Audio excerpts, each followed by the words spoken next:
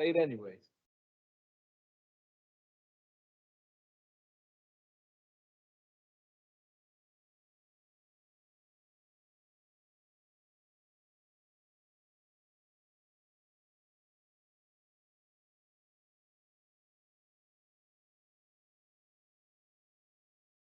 Okay, ladies and gentlemen, I just wanted to announce everybody at home and everybody here present. For some strange reason, the Teams on the computer that does the recording here in the room went down for some reason and said the live event ended. So what I did is start a brand new live stream, live meeting, and it's going to be council meeting part 2. When the meetings are uploaded on YouTube, you'll see part 1 and part 2. Okay? Sorry for the inconvenience and any confusion. So with that being said, I'm going to call the next speaker. We left off at 5.3. Yes?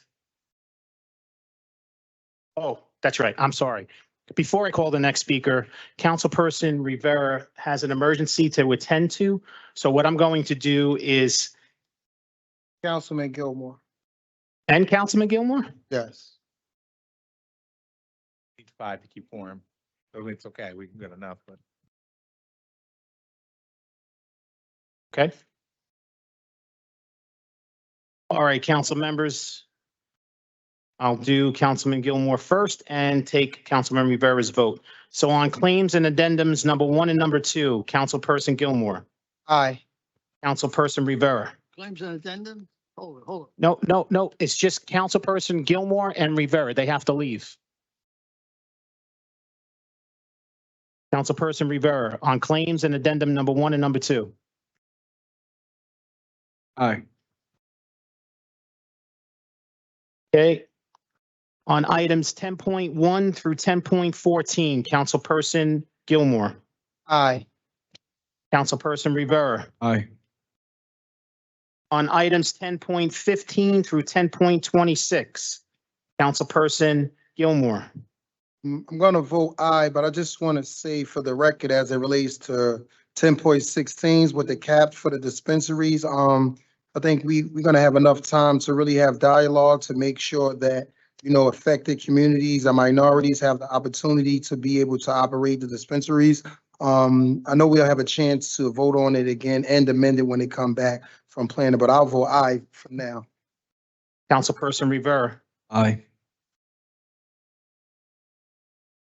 Items 10.27 through 10.37, Councilperson Gilmore, Aye. Councilperson Rivera. Aye. Items 10.38 through 10.49, Councilperson Gilmore, Aye. Councilperson Rivera. Aye. Items 10.50 through 10.64, which is the balance of the resolutions, Councilperson Gilmore Aye. and Councilperson Rivera. Aye. That concludes all the voting that you guys will have to do. And now you can attend to the emergencies. And again, sorry for any confusion and the inconvenience that we had to go through here tonight. So with that being said, we're going to go back to our public speakers. And I left off at speaker number 5.3, Craig. Is Craig here? Not here. Next, 5.4, Brian. Is Brian here? Nope. 5.5, He's not here. Paul. Not here. 5.6, Matt. Not here. 5.7, Ralph.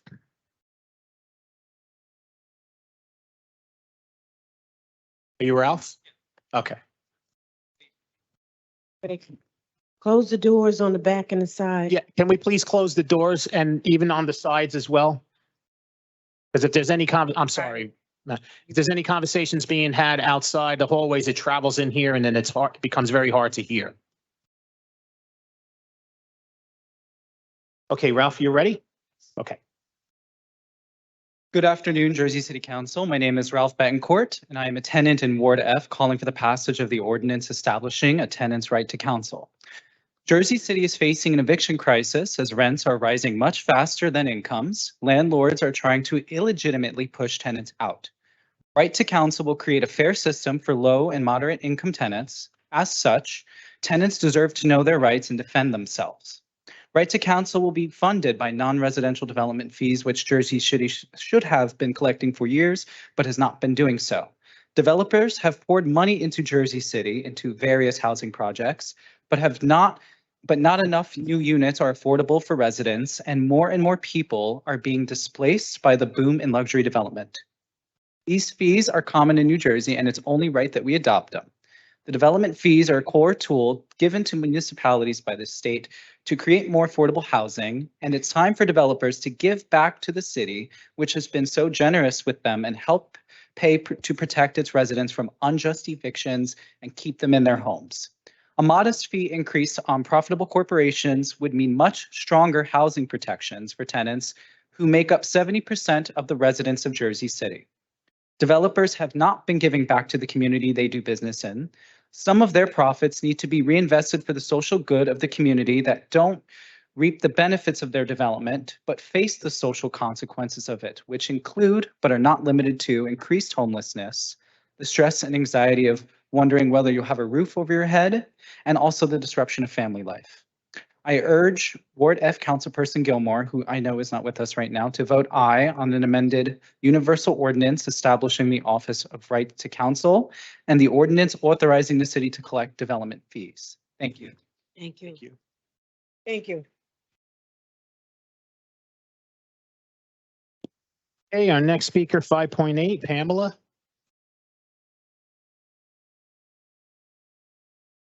Good evening, Council President and council members. My name is Pamela Johnson, and I am the founder and executive director of the Anti-Violence Coalition of Hudson County. And I'm here to talk about the right to counsel.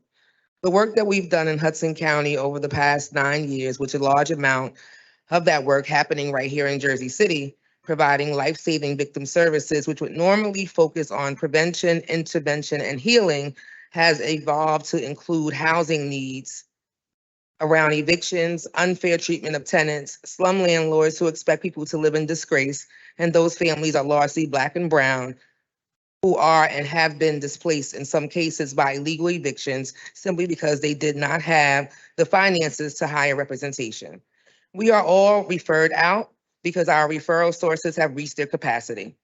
We have a rent crisis in Jersey City that cannot be addressed by ignoring its heavy presence. I personally know families in my own community of Ward A who are deeply impacted, and many of them have already relocated to other areas outside of the city and even the state. Most of those individuals are born and raised here, and leaving a place that you love is a hard decision to make. Right to Counsel will make sure that tenants not only understand their rights, but have the representation who will fight on their behalf, ensuring that they are in a fair position to fight.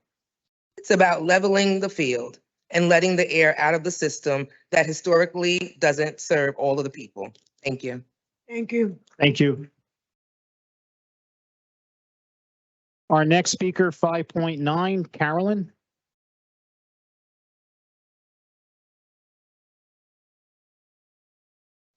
It's Carolyn Rummel, and I live in Ward E. And I just wanted to tell a story about a very close friend of mine who's currently facing eviction, and hope that it can kind of give an idea of why this right to counsel ordinance is so important. I'll call my friend Jane. Her situation could happen to anybody, and I think that's what's important. One minute she's living a comfortable life, and the next minute she's facing uncertainty, financial stress, and the threat of eviction. She's an immigrant woman who was living happily with her husband and 2 kids for 21 years in this particular apartment. Then COVID hit. Her husband was one of the first people to die in Hudson County. It was March of 2020. No one really understood much about COVID at that point, and he wasn't able to get into a hospital. A doctor that he did see prescribed penicillin and thought it was pneumonia. A week later, he thought he was feeling better. An hour after that, he was dead, and he was only 50 years old.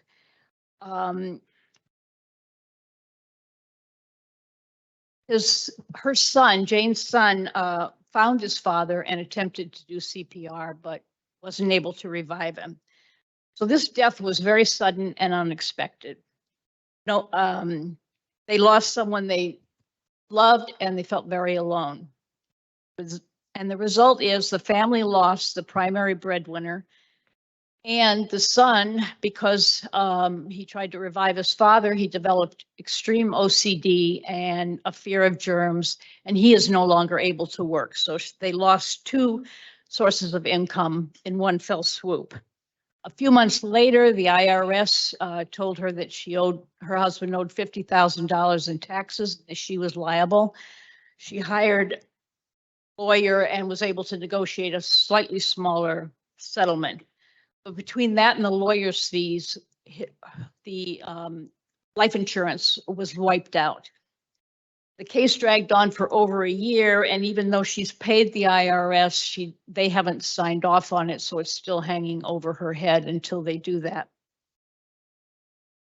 Her son was attempting to get help for his OCD, and he was making good progress, but he ran out of funds to continue the therapy, and he's gone downhill since then.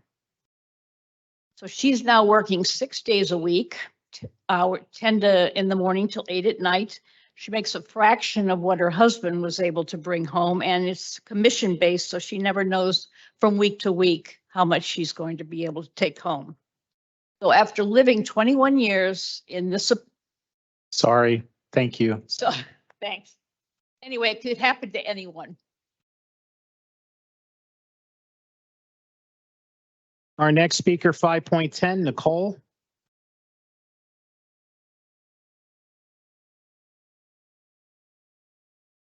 Good evening. My name is Nicole Walking, and I'm a resident of Ward E. I'm here tonight to speak in favor of the proposed Right to Counsel program, which would establish a right to legal representation in landlord-tenant disputes for qualifying Jersey City renters. As a practicing landlord-tenant attorney in New York, I'm especially excited about this proposed ordinance and believe that a Right to Counsel program in Jersey City is long overdue. Jersey City renters are experiencing enormous increases in rent, the average being 10%, but I know from conversations with neighbors and with friends that many renters are being hit with increases well over 10%. This has led to an increase in evictions across the city.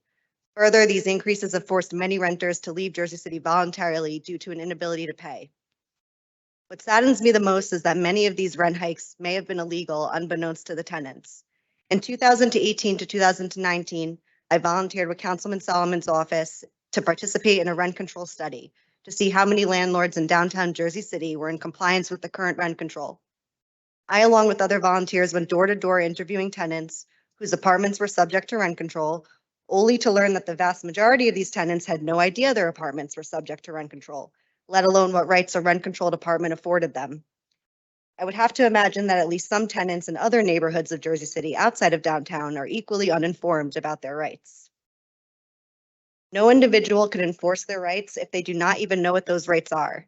No individual can fight an illegal eviction or an illegal rent increase if they are not even aware that the eviction or rent increase is illegal to begin with. Adequate legal representation in court will help keep long-term residents of Jersey City in their homes and will help keep the overall cost of rent in Jersey City down by preventing at least some of these illegal rent increases. Most landlords already have the financial resources to hire attorneys who can inform them of their rights and help them enforce those rights in court. That's a good thing. The problem is that the average renter does not have the financial resources to ensure they're also fully informed of their rights, let alone the financial resources to hire an attorney to fully enforce those rights in a court of law. This creates an obvious disadvantage for tenants and results in tenants being hit with illegal rent increases, being forced to live in uninhabitable living conditions, and most devastatingly leads to tenants unnecessarily losing their homes. In a city where approximately 70% of the residents rent instead of own, I believe that a Right to Counsel program is crucial in order for Jersey City to remain an affordable and desirable community to live in. I strongly urge this council to vote in favor of this program. Thank you.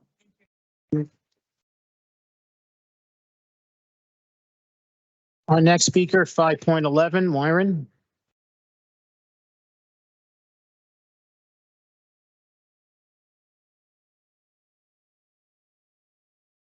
Hello, my name is Ryan. I live in Ward A, and I'm here to add my voice to those out here supporting for the right to counsel motion. It just makes sense to me as a resident of the city that it has one of the highest percentage of renters of any major city in the country. This council should be supporting the citizens and the people of this city. Right now, landlords have absolutely no incentive to follow the laws that exist when evicting tenants, when they know that these tenants can't afford legal representation. They basically have a blank check to break the law. And as we've seen, in New York City, they passed an ordinance like this, and it dramatically reduced the number of eviction filings percentage-wise. So it seems like a good idea. The other half of that, which I'm sure everybody here or a lot of people here is also supporting, are the developer fees. Together, these things make a lot of sense, but independently, the developer fees also make sense because they won't raise taxes for the people of the city who are already paying a lot of taxes. To be able to fund anything in the city without raising taxes is a win for the city, for the citizens. Yeah, that's all I have to say. I'm sure there's other people here more eloquent, so I'll cede my time. Thank you. Thank you. Thank you.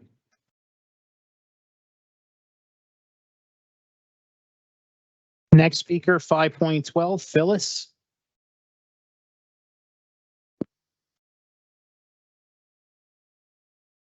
Evening, council members. I appreciate the right to counsel ordinance being introduced this evening. And thank you. When going to court, it is always recommended to obtain legal representation. If you are brought to court for delinquent rent, how in the world do you have enough money to hire a lawyer when you are struggling to meet monthly obligations? The average senior or ordinary citizen is unfamiliar with the legal procedures in stopping an eviction. However, if they are represented by an attorney, there's a probability it could be negotiated. Therefore, they have become a victim of homelessness or exorbitant rent increases. The rents in Jersey City are like paying a mortgage payment. Moving from apartment to apartment, the rent steadily increases. It does not decrease. The rents are so expensive, even Section 8 vouchers are not enough to cover the full amount. The rents are so high here in Jersey City, kids can't afford to leave home to get an apartment on their own. We must do all we can to help our most vulnerable community members. The right to counsel will provide legal assistance to the underserved community of Jersey City. It will bring a comfort for residents who are financially strapped to get free legal services. Good night and thank you. And please consider what we want. Thank you. Thank you. Our next speaker, 5.13, Joel.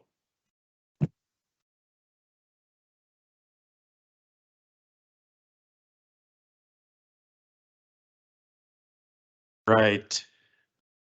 Good evening. My name is Joel Brooks, and I'm a resident of Ward B. And first and foremost, if you're here not lobbying against right to counsel and development fees, there's pizza, soda, and candy outside. So please enjoy.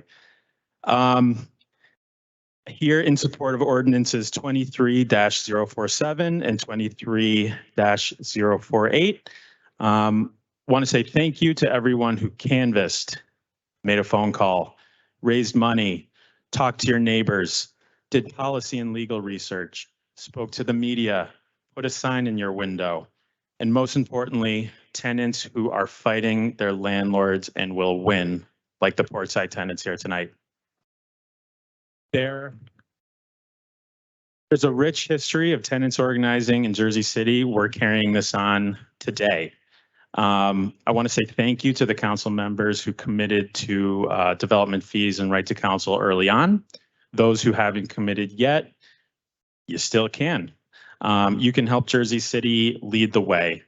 There's a squeeze on tenants with the lifting of the eviction moratorium, the rent control increase, freeze being unfrozen, market rates being raised. You just heard average 10%. Even with the inclusionary zoning ordinance, Bayfront, the affordable housing overlay, thousands of market rate units have been built and will be built in the coming years. And tenants need protections in those apartments too.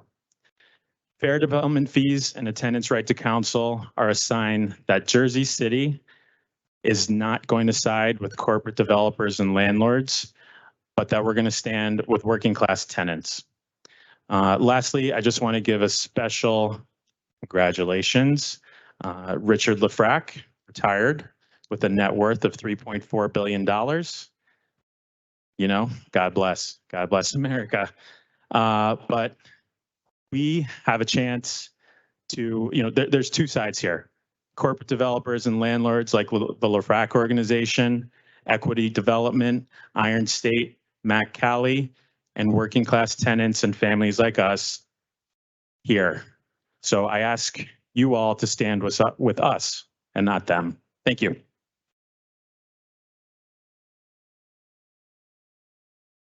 Next speaker, 5.14, Antoinette.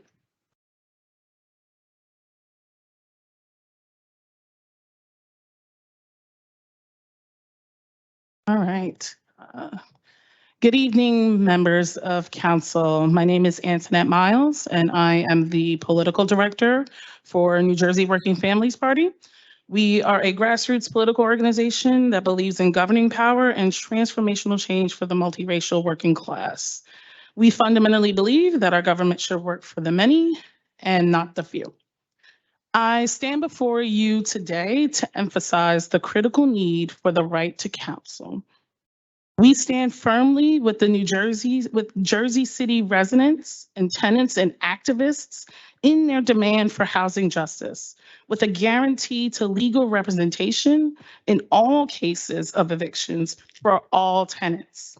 In addition, we support the development impact fees, which would transform the state of affordable housing in the city. New Jersey Working Families is among several statewide organizations, including the ACLU and Fair Share Housing Center, that understand the power of tenants organizing and organizing here in the city to have housing justice. It is expensive to be poor. It is expensive to be poor, and that is not by accident. It is because of systemic racism and barriers presented by corporate landlords and equity developers who take advantage of the system. Evictions present their own financial burdens due to displacement, not to mention the potential for job loss, mental trauma, physical health impacts for adults and children. For far too long, developers and landlords have had the system tilted in their favor. They're driving up rents and depriving tenants of their rights and destabilizing our homes.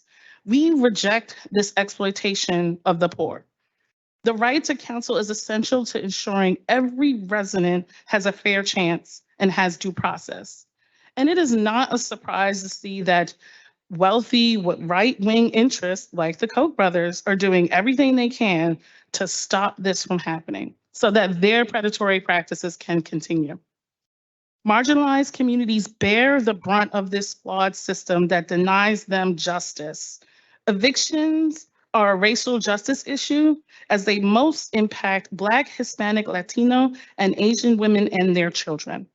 The right to counsel will aid in breaking this cycle of poverty and victimization of tenants by greedy and vicious landlords. Providing the right to counsel and establishing developer fees is a moral imperative. They are imperative to reducing homelessness, preventing housing crises, and to addressing the inherent injustices in our legal system.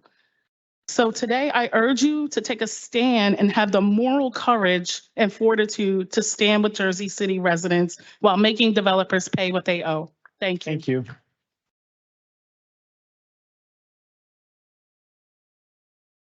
Our next speaker, 5.15, Michael.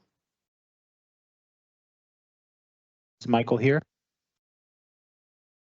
Not here? 5.16, Philip.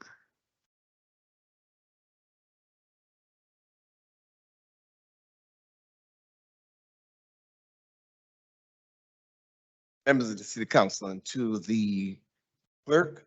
My name is Phil Carrington, and for the last 10 months, I've been here on the issue of conflict of interest and unethical behavior, particularly with Christine Goodman and Bill O'Donnell. And the matter has never been addressed. Let me digress for a moment here. When I was a boy, we used to say sticks and stones will break my bones, but words can never harm me. That's a foolish statement. You see, the most powerful thing known to man or mankind is the spoken words, and words can be more devastating and more harmful than a stick or stone. That brings me to my point. See, last year, there were approximately 300 people applied for a particular cultural license. Myself and about 50 succeed, which means that we went through the rigor. And then we were canceled. I was canceled without any due process. The police came and 3 times they never give us a ticket. We asked them for tickets. I asked them for a summons so that I can have evidence, and they said we didn't violate any law. But what really caused them, and this, of course, the police say that the captain received a lot of calls, and that is the reason why they did what they did. Well, what really happened is that there's the letter that was given to me, and this letter contains an outright lie. If anyone wants to add or say that this letter is a fact that is here, I would call them a liar on the record. Of course, a lie is an issue on the record. So it is this misinformation or this lie that caused the police to come and shut us down. Again, the police was kind of wrong, if you will, but the police was following order. The dangerous thing about this is that where I am, we have some very unsavory people who are all kinds of substance. And they could have attacked the police because they could have called themselves to be right. This kind of dangerous behavior is incorrect. And so my reason for coming here is asking for fair play. All I'm asking you all to do is, and this is not the first time it happened in 2016. You can, if you're going to suspend or revoke some person's license that you give them legally, it must be done by due process. And there's no answer. I've asked the question over and over. What law was used to suspend or revoke the license? Can't get an answer. Can't get it legally, can't get it personally, can't get it politically. Thank you. Thank you. Next speaker, 5.17, Lillian.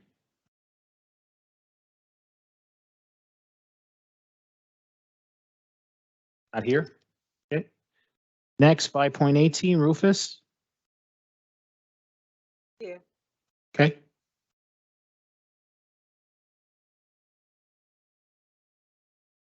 Evening, council members. My name is Rufus Strother. I am the senior pastor of Orient Church of God here in Jersey City, and I am grateful to be able to lend my voice and publicly express my support for the ordinance on the right to counsel that is scheduled for a vote. What I have to say is simple and uncharacteristically brief tonight. I stand with the organizing tenants from across Jersey City, the city that I love. These ordinances are important. With thousands of eviction notices made in Jersey City and fewer than 5% of tenants represented in these courtrooms, it's needed. The support of advocacy for the middle to low income families is urgently needed. As pastor of a church filled with families, it's my God-ordained responsibility to care for them physically as well as spiritually. Members of our church and every citizen of this city have a human right to housing. We have an opportunity to put some ordinances in place, some things in place that will prevent Jersey City from going the way of many of our other large cities that struggle now with a sad increase of citizens of these cities, families, children without a place to call home. Many of them are victims of eviction. As a minister, preacher of the gospel of Christ, I understand both by playing my part as an advocate or advisor and the dire need we all have for an advocate or counsel to step in and mediate for us in our times of need. Council members, you and I, as servant leaders, the people of Jersey City, we must do all that we can to ensure that we care for these families by ensuring they are aware of their rights, receive representation, and are not taken advantage of by simply leveling the playing field. Now, the law is the law. What is right will come out if and when there is balanced representation. I have no doubt that these ordinances will pass. Know that this council loves the city of Jersey City and cares for its people. For now, I thank you for your time. Thank you. Our next speaker, 5.19, Mia.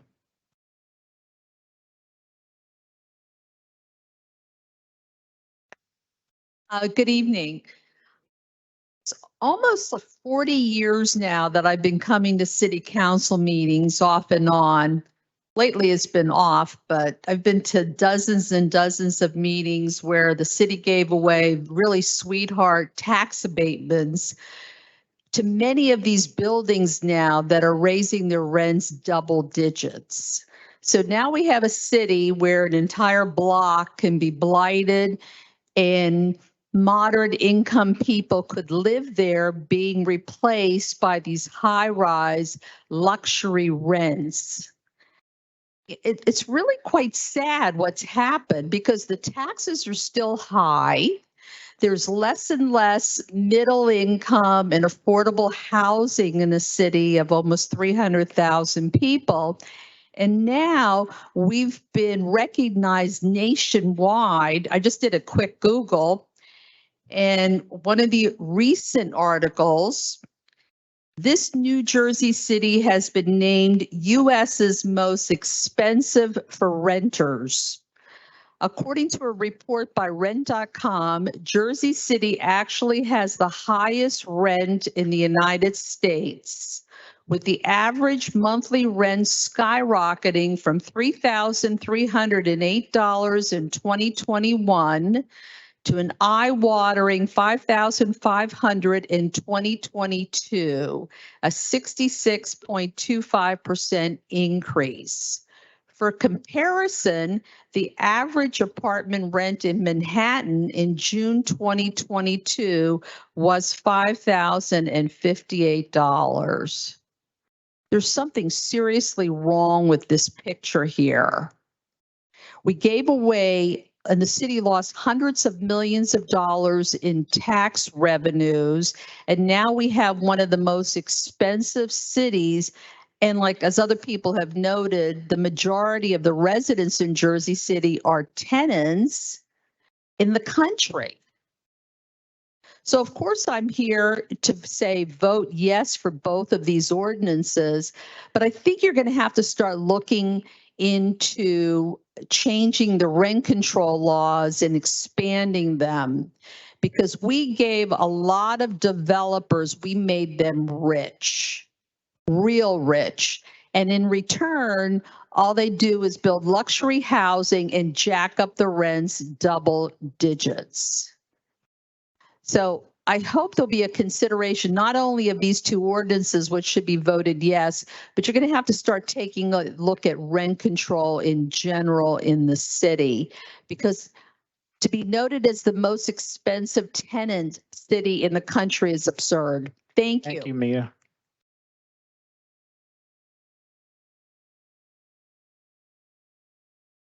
Next speaker, 5.20, Corey.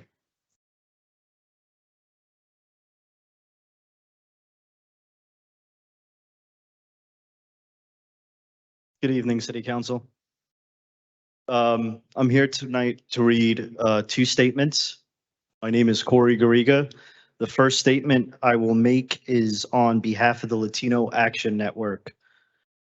Dear council members, on May 18th of this year, our president Javier Robles sent a letter on behalf of our organization to ask this body of elected officials to support two ordinances that will have a significant impact on housing stability and affordability in our community.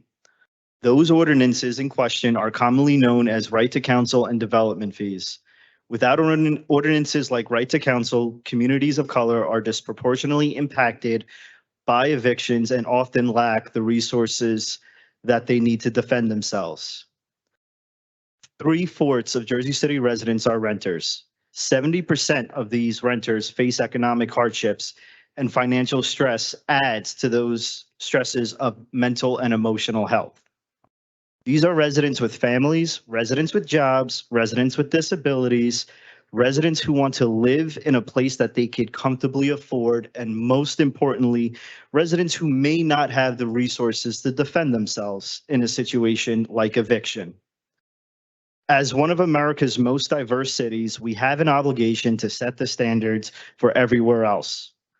Residential developer fees were created by the state of New Jersey to give cities and towns a tool to increase affordability.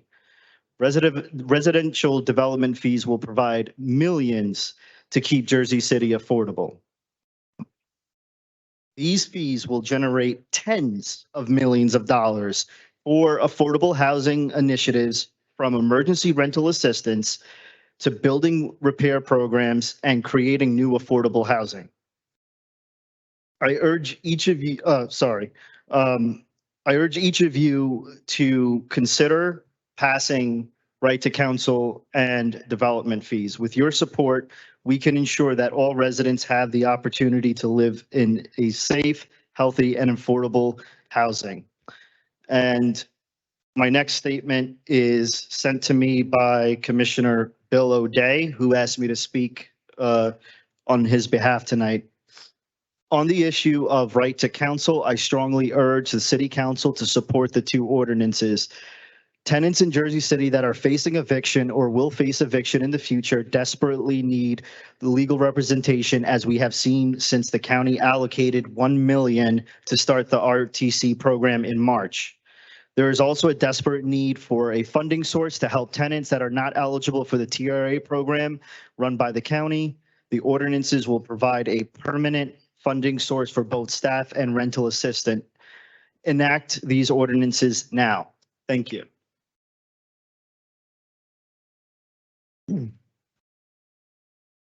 Next, 5.22, Julia. Good evening, Council. My name is Julia Take. I'm a resident of Jersey City. I live on 53 Bright Street, and I first want to start by saying thank you to all of the organizers and the volunteers and the advocates that had their eyes on the language of the ordinance, had it amended, and had made sure that we had the strongest version passed today for the first reading, and hopefully we can get it passed for the second reading as well. So people might wonder why in our Right to Counsel campaign, why we've targeted both landlords and tenants, or sorry, excuse me, landlords and developers in this fight. It's because of this. A landlord may make someone's life difficult in a direct way, but developers are the ones that are influencing policy to make the city hostile to everyday working people in a myriad of ways. Developers and real estate lobbyists are at the forefront of stopping policies that would drastically improve tenants' lives, not just nationwide, but right here in Jersey City in the City Hall. Your rent rising, luxury buildings going up instead of more affordable housing, displacement, all of that is a direct result of unabated real estate speculation and development for the sake of returns. As we have repeated multiple times, Jersey City is in a housing crisis, and time is of the essence. We need to build more affordable housing funded by fees on luxury development and pass free legal representation for all tenants, a true right to counsel where everyone is included. Jersey City has laws on the books to keep people in their homes, and now we are simply asking that they're enforced. Landlords in the city seem to have no problem breaking the law when it comes to charging illegally high rents, not keeping buildings up to code, and filing baseless evictions or evictions out of retaliation. But tenants have to operate under a different set of rules. What's worse, when tenants are targeted by their landlord and brought to court, many of them are left defenseless.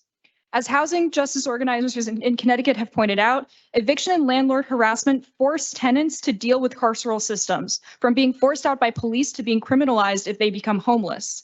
This is about keeping people safe in their homes and using the power and resources of the city to protect renters, something that is long overdue. This is how we stop the slumlords. Longtime tenants are being pushed out of cities all over America, and while luxury towers keep going up, our social services like support for housing insecure individuals are dwindling. People should not have to be put in the situation of choosing between paying for a lawyer with money they do not have and keeping their homes. The city must provide tenants with free legal representation and properly inform them of their rights. Our demands are clear. Pass right to counsel with universal language, begin collecting fees on development, enforce rent control, and stop evictions. We ask for you all to please vote for the newly introduced ordinances on second reading at the June 14th council meeting. Thank you for your time. Thank you. Our next speaker, 5.22, Sebastian. Sebastian's not here. Next, 5.23, Ethan.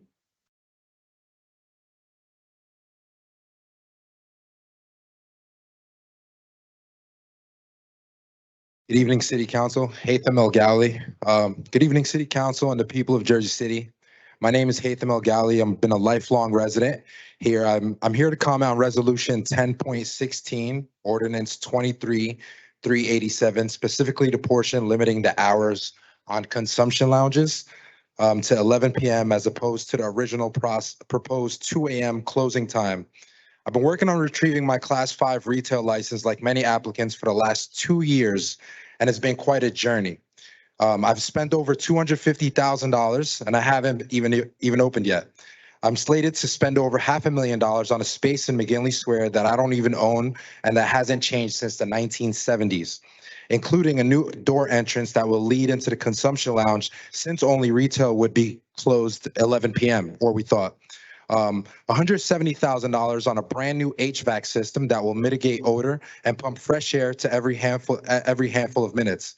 I've spent countless hours putting together operating procedures, security plans, community impact plans, and not to mention the time and money I've spent on ridiculous litigations and disputes. It's unfair that after all those hours spent designing a plan, only to have the rules changed last minute. This decision will not only cost me money, a social equity applicant and one of the only independent owners here in Jersey City, but I'll also be losing money forward. Cutting my projected hours by 3 hours a day also eliminates a full-time job that I was excited to bring to the city. My funding and my operating plans depends on my expertise and ability to gather a community, and changing this may be detrimental on our survival. I also think there may be some unintended consequences that may have not been on our radar or maybe overlooked. Consumption lounges were put in place for people in subsidized housing to have a safe space to actually consume cannabis. So I think cutting those hours until 11 p.m. kind of unproportionately kind of impacts the working class, the people getting out of work late that can't kind of utilize the space to consume for the needs. We as a city should be trying to maximize and promote regulated spaces, trying to get smoking off the streets as much as possible. With the influx of dispensaries being approved, we can try to negate, the consumption in unlawful domains as much as possible. We should be treating these spaces as cigar lounges or hookah lounges and not like heroin clinics. Bars are allowed to open and sell alcohol until 2, 3, 4 a.m. sometimes. Cannabis sales in dispensaries have to end at 11 p.m. Therefore, after hours would be more of like a social club in a sense. Jersey City has always been in the forefront into changing and pioneering ideas. Let's drop the ball on this one and slip out of our pockets. Thank you very much.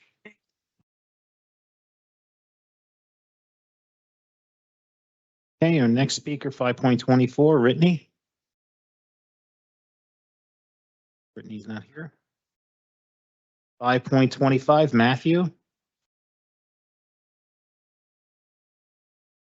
Matthew's not here. 5.26, Sue.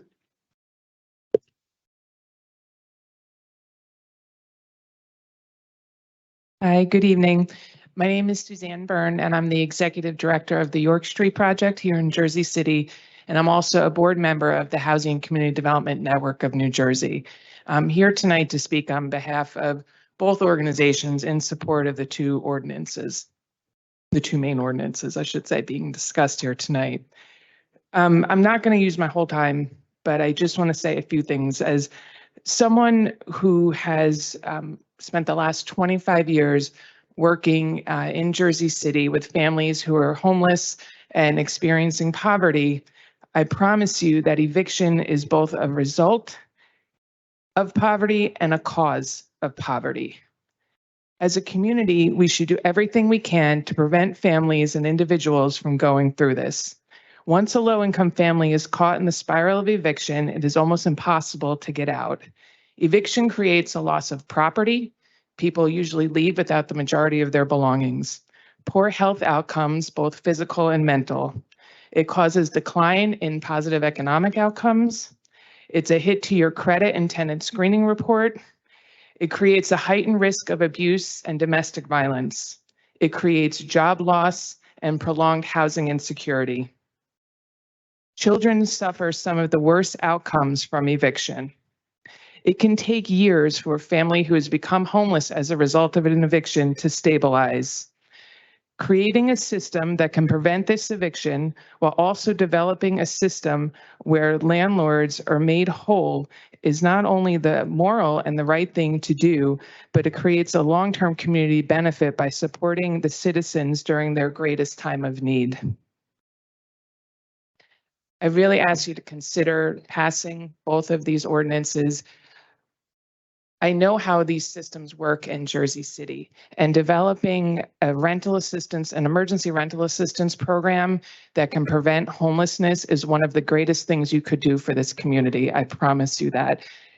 When you take that, and there are so many other supportive services available in the community, as well as different types of rental assistance where you could stack these programs together and have such an incredible long-term impact on the people that you're serving, it would go such a long way to improving quality of life, to creating positive outcomes in the next generation.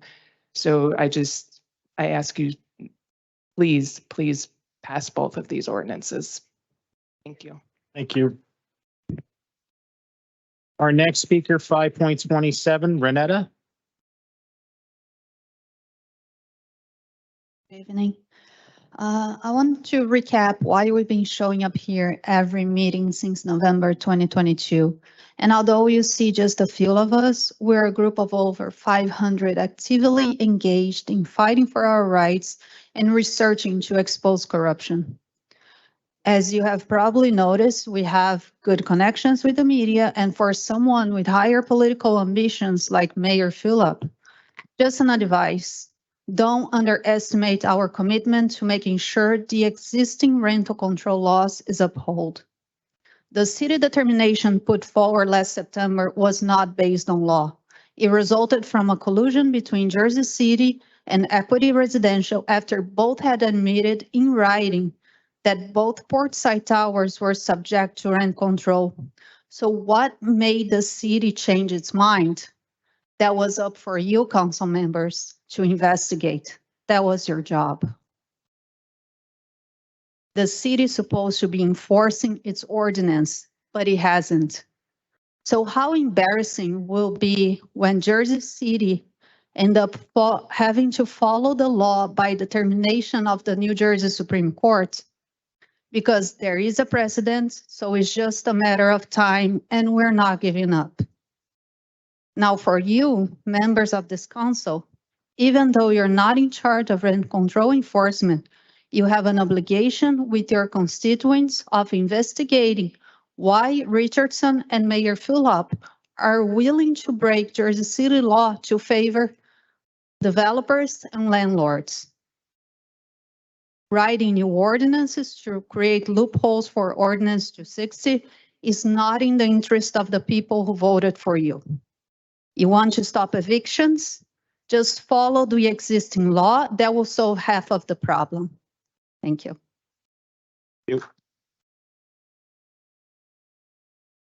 Our next speaker, 5.28, Isaac.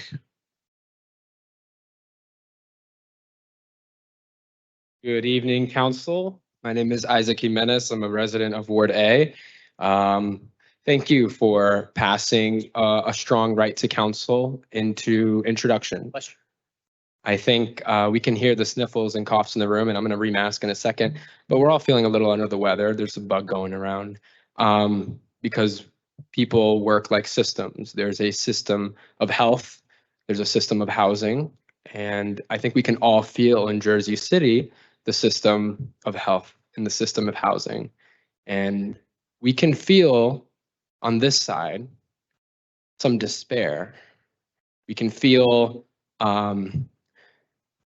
transition in Jersey City. And I know we have different ways of talking about that transition, you know, gentrification, and we have different philosophies of talking about how to get through it, EMB, NIMBY, all these labels. But what's more important is something that we can all agree on, and that's something like right to counsel, something that's going to improve the health of this city, right? Because housing, healthcare, improving the social safety net of our city is something that we have to do, or we're not going to get to stay here. And that includes people on this side of the bar too. We're dealing with things we don't understand. I know we look into the procedure and the details of these policies, and we look for things that make us feel like we're safer in our seat, but you're not safe in that seat unless we do this for 70% of people in this city. Overwhelmingly, even small pop landlords, right? We have 80% of the developer fees going to rental assistance to keep folks in their home without getting to the judge and a trial, all right? We have something here that is a non-reformist reform. We're saying housing is a human right, but we're also saying this is the specific way we are going to meet this moment in the housing crisis, set the standard here in Jersey City to improve the health. And we passed a resolution saying Medicare for all at this council, did we not? To improve the health and safety of this city, and a blueprint for the rest of New Jersey for things they can do, right? We talk about pilot payments. We talk about incentivized development. 1.5% isn't going to disincentivize anyone from building 4 units or 3 units, right? That's a small fee, right? And the bulk of it is paid by the largest developers, all right? I think there's good politics here. We can move past the procedure and we can pass a strong right to counsel. Thank you. Thank you. Our next speaker, 5.29, Jake.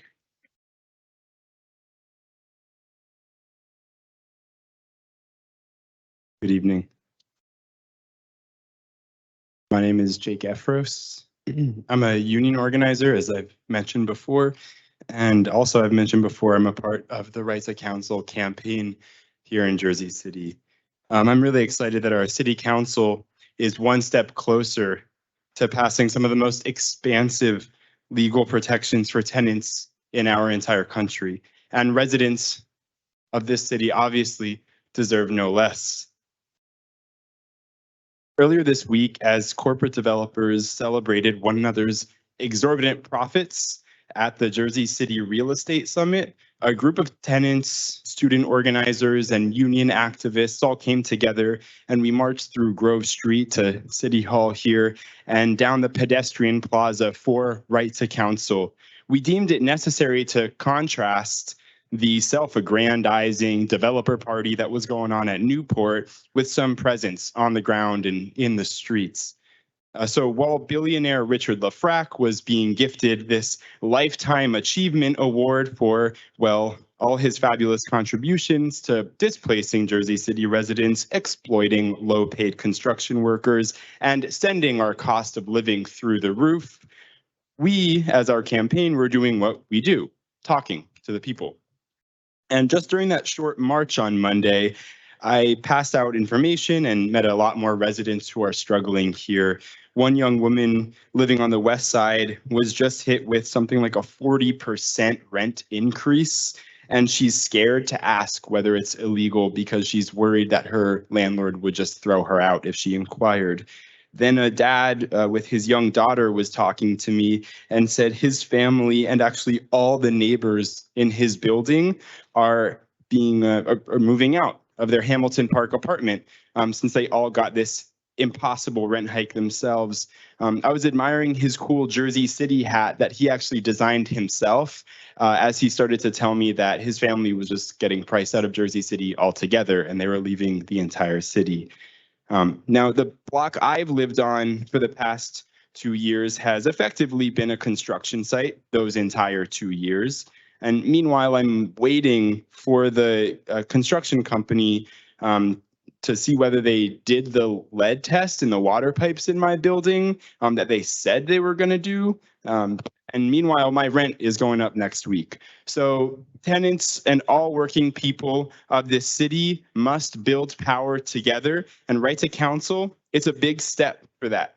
So let's do it. Let's make developers pay. Let's pass right to counsel. Let's enforce the existing rent control laws, and let's make this city ours. Thank you.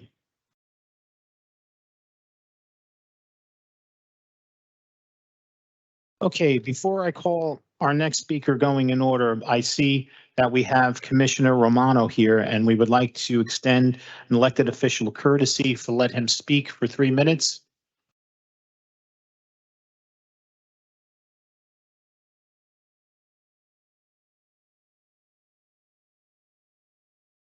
Honored members of the City Council, thank you for the privilege and honor to speak in front of you. I've spoken on a few occasions, and the thing that I think strikes me most, especially speaking with one of the representatives and leaders of the Portside Group, is again, they do not want to be adversarial. When they were explaining to me the percentage that they got hit with last year and this year, it's basically really not fair. And I think that the head of the rent leveling board should be held to task for not consistently meeting with them, not consistently explaining what's going on and understanding that the plight that they all feel. We're not trying to drive people out of the city. We want to bring this city together. We talk about this city and county being the most inclusive and diversified, definitely in the state and probably in the United States. I just hope that this impasse, this lack of connection with the people that we're elected to serve, if we can somehow break through. And again, we have good council members here. We have people that do care, and they care. And most importantly, a lot of people are in fear that the last speaker just spoke about. They are afraid of not understanding what the law is with regard to rent control. We have this in Hoboken also. We're going to, one developer wanted to do a 30% increase, and we're fighting that, and we got it down to 15, and we're still fighting it to get it down even lower. And I think that the same has to be done here. It's not that people don't want a fair raise. It's the idea that the word fair and justified and not to be taken advantage of to some fabulous, ridiculous increase. So please, if we can, help break through this logjam, because for the majority of people, they're angry, but they don't want to be here fighting their representatives, and they want to be here trying to be heard for what they feel is fair and just. Thank you for the privilege again, and to all of you, God bless and keep up the good work that you're doing.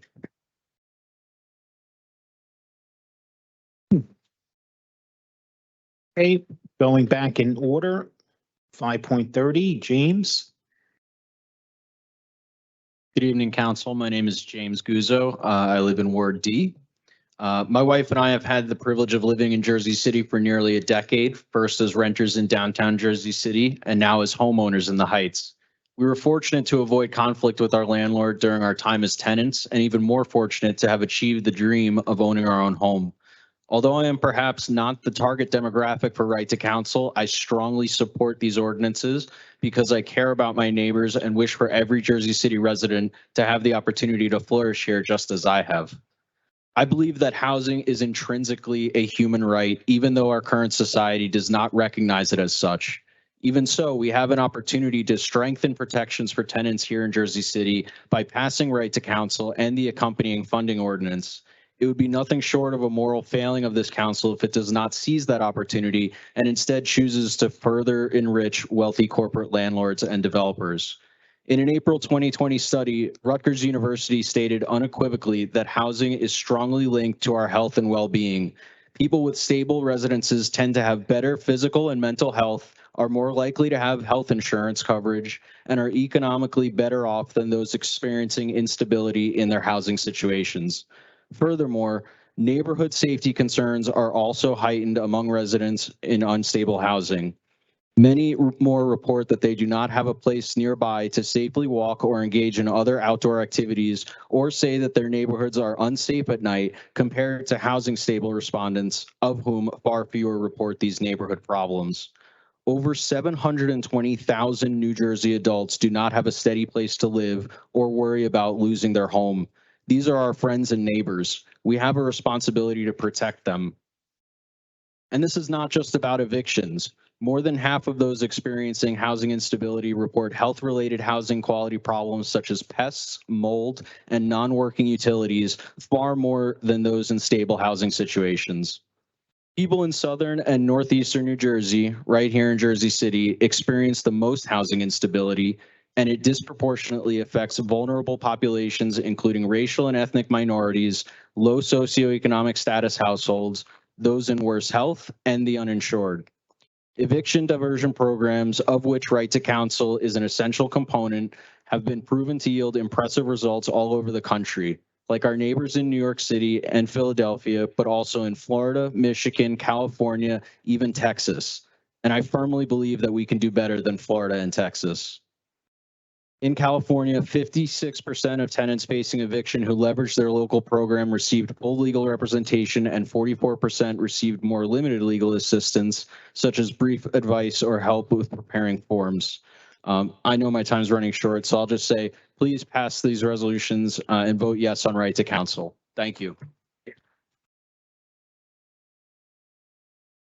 Okay, our next speaker, 5.31, George.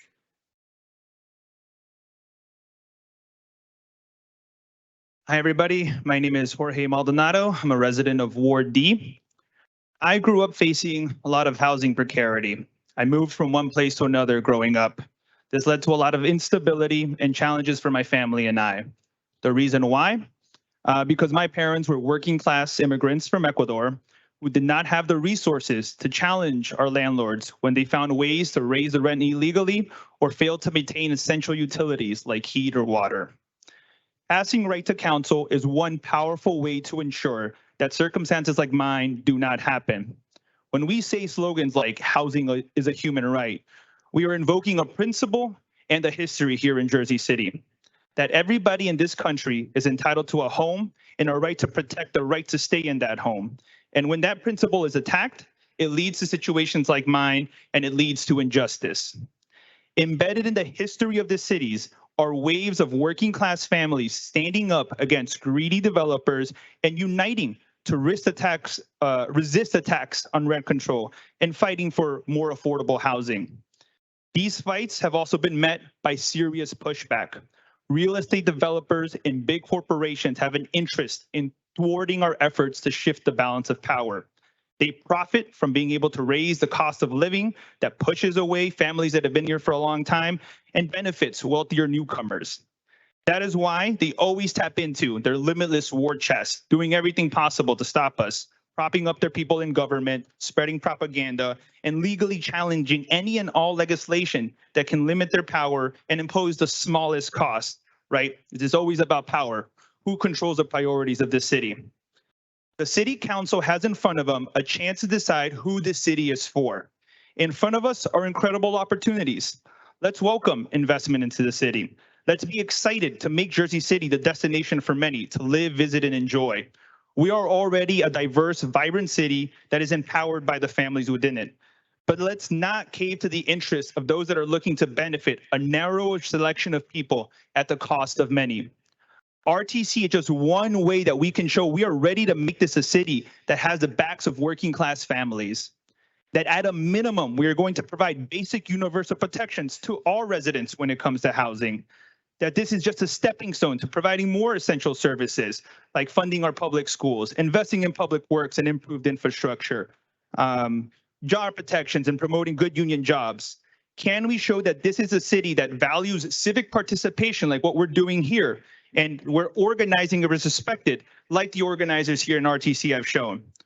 Will we allow Jersey City to be for the wealthy? Will it be a city for the developers and the corporations? Or are we prepared to stand up and say that we want a Jersey City for all? Please vote yes for right to counsel. Thank you.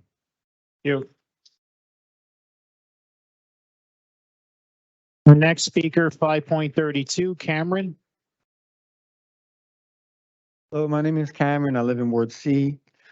According to U.S. Department of Housing guidelines, housing should not cost more than 30% of a person's income, yet many are paying 50% or more.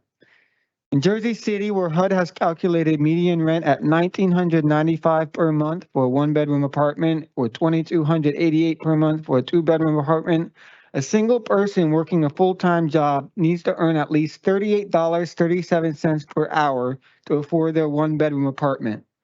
Working 40 hours per week, a single parent would need to earn $44 an hour to rent a two-bedroom apartment home. Yet our state's minimum wage is just $14.13. The fight for affordable housing is a working class and racial justice issue. The New Jersey Fair Housing Act and Council on Affordable Housing Era policies owe their existence to civil rights leader Ethel Lawrence, the residents of Mount Laurel, and the NAACP, who in 1970 fought back against Mayor Haynes, who told the congregation gathered in Jacob's Chapel, "If you people can't afford to live in our town, then you'll just have to leave."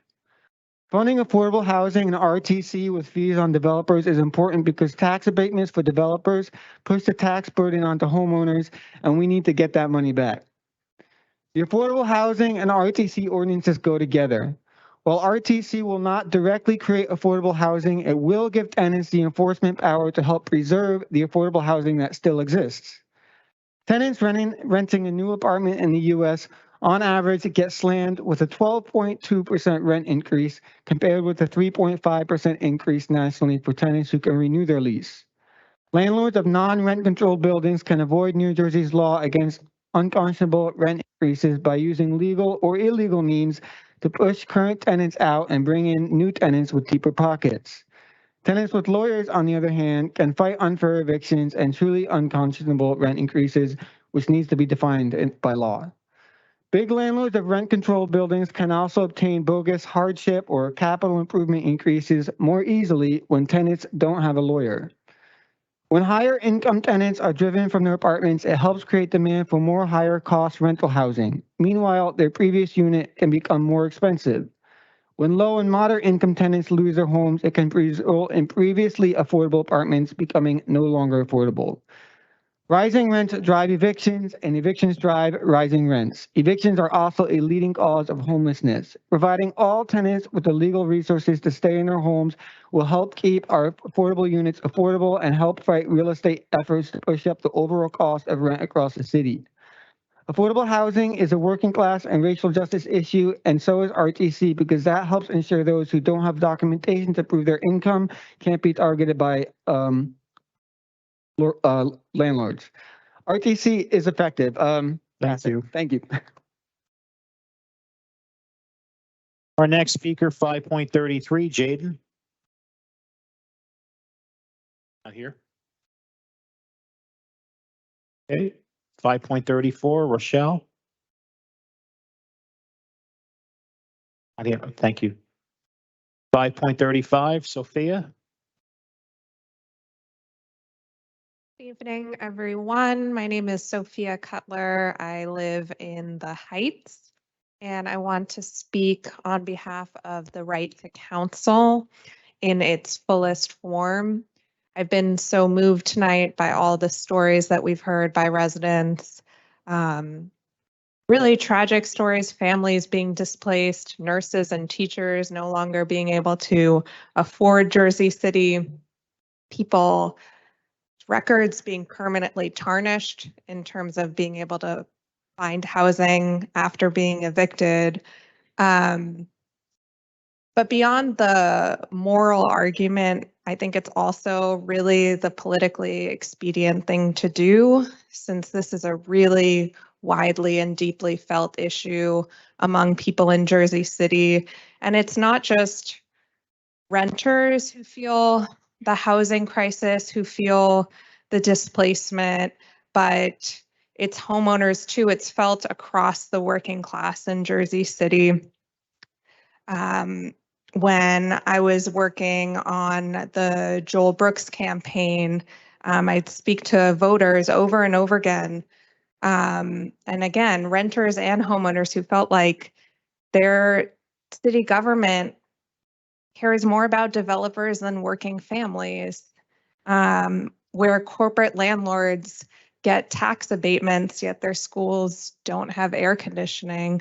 I think it's really time that developers give back to the city when we have been so generous to them and they've been making money hand over fist.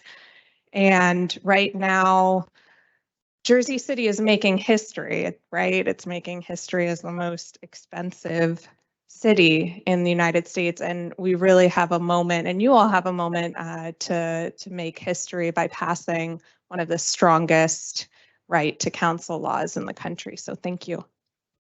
Thank you. Our next speaker, 5.36, Ryan.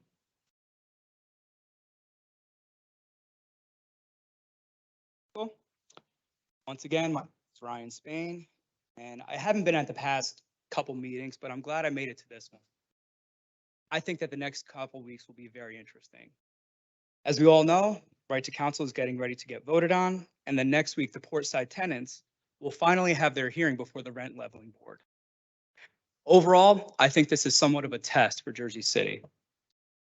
You know, I was thinking about it, and I believe it's productive to take a step back and look at the substance of the Portside issue from a different perspective. Sorry. What reason, what economic justification does a landlord have to increase rent by 30 or 40% within a single year? Let's go through the possible explanations. It's not inflation, because based on what figure you go on, sorry, this is the microphone. Based on what figure you use, their rent increase was anywhere from 5 to 7 times higher than the rate of inflation. It's also unreasonable to think that the landlord's costs have increased dramatically, given the stories we hear of their neglect and their failure to make basic repairs. I think that if we're just being honest, we know that there is no reason, no economic rationale other than the fact that they can and that they want to increase their bottom line. And this theme of people like them and people within their ilk saying or doing whatever they want to protect their bottom line is consistent on all fronts, and we see it within the RTC initiative itself. I've heard the argument that development fees will discourage investment. That's just not true. The data doesn't support it. People say that lawyers are going to help keep non-paying tenants within their apartments. By law, they cannot do that either. Then I heard one attorney say that development fees themselves are unconstitutional. These are not serious arguments. And then what they do, once they realize they can't scare people away from supporting the policy, they try to water it down, try to weaken it, or postpone their enactment. But just know that the arguments they offer are nothing more, after you boil them down, than them wanting to protect their bottom line. They know that a reasonable rent control ordinance will limit the amount of money that they can raise rent each year, and therefore limit the amount of money they bring in. They know that having a lawyer defending their tenants' rights will force them to make repairs or otherwise follow the law, which will ultimately cost them money as well. So ignore the noise. The bottom line is that these policies won't discourage growth. Plenty of other cities within New Jersey and across the country have similar laws, and there have been no demonstrative adverse impacts on growth. Landlords will still make their profits as they should. It's just that those profits will not be exorbitant. And then beyond that, landlords will still be able to get bad tenants out, but they will just not be able to take advantage of good ones. Everyone here is in favor of growth, but at the same time, growth should benefit our residents, not displace them. So please pass right to council, enforce 260, and help Jersey City grow in a way that benefits everyone. Thank you. Our next speaker, 5.37, Ron.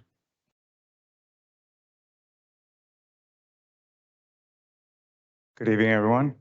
My name is Ron Bautista. I'm a candidate for County Commissioner on District 5 to represent Hoboken and the waterfront of downtown Jersey City.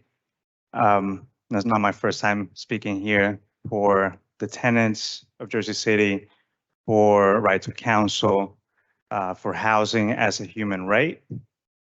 I do want to address something too. Just a bit ago, the current commissioner, Anthony Romano, walked in, was asked to come up here in front of about maybe 28 people had already gone through, and thanked for the privilege to skip the line of everyday people who are signed up waiting to speak in front of the city council. And I think that's one of the issues that we have at hand too, is the skipping of the rules, or skipping of, being able to follow things like rent control, things like the issues that are happening with the corporate landlords. And I do want to also put into perspective when it comes to right to counsel. It takes only one corporate landlord to evict a bunch of neighbors. But it takes a village, like the one you see today and for the past few months, in order to fight back against evictions, to fight back to make sure that we have right to counsel so that we can enforce rent control. That's the impact that passing the ordinance will have on the lives of residents here in Jersey City, is to be able to have that equalizer so that everyday people don't have to show up in city council meetings and really have to do many times the legal work themselves, like the tenants have been doing so far. Thank you. I ask you to please pass the right to counsel, and also to continue working with the tenants to see how we can enforce rent control. Thank you. Ron, 1 second. So just so you're aware, the courtesy that was given to Commissioner Romano is because he's an elected official. If you win your election and you come to a meeting and you want to speak, you will be given the same courtesy. May I speak? It's the same at the Board of Ed. It's the same at every other. May I speak? No. No. I'm just responding to what you said and not following the rules. We give courtesies here. We've always done that. We've done that when my predecessor was here, who unfortunately, we just buried him today. So again, it was a courtesy that was given, and if you win your election, you'll be given the same courtesy if you wish. I won't take that courtesy. Thank you. Thank you. Next speaker, 5.38, Kevin Weller.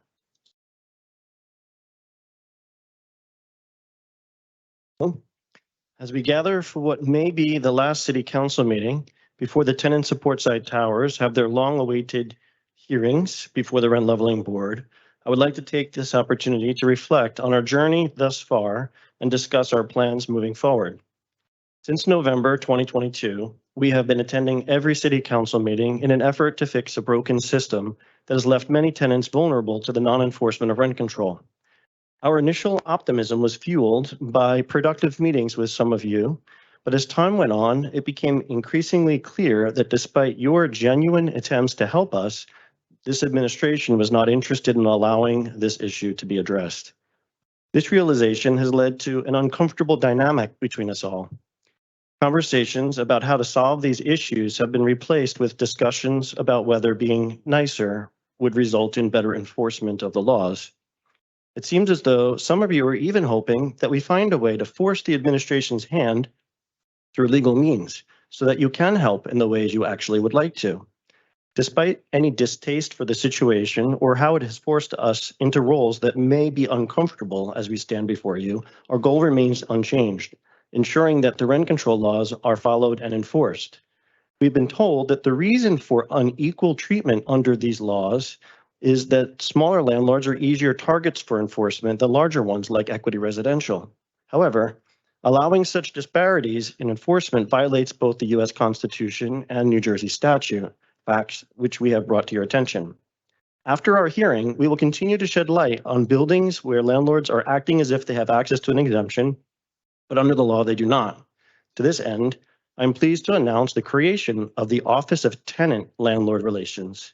This office will serve as a resource for Jersey City residents who want to determine if their building is subject to rent control and will be a completely independent resource from that of the city. It will serve as a check to the determination of Jersey City's office, who to date seems determined to avoid rent control enforcement at all costs.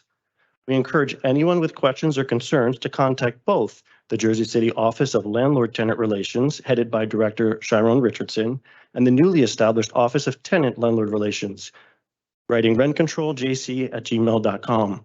I would even encourage anyone to blind copy the Tenant Landlord Relations Office on all communications with city officials so we can confirm full transparency of all OPRA requests. In time, we expect to have an elected board overseeing this office, but for now it'll be run by dedicated volunteers, many of whom you see here every 2 weeks. I expect the next time we are before you, we will have a draft of our standardized form approved that any tenant of Jersey City will be able to use to determine if the apartment they rent is legally subject to rent control. I look forward to helping to reduce the bandwidth that is necessary for Director Richardson's department via our coordination of a standardized submission. Thank you.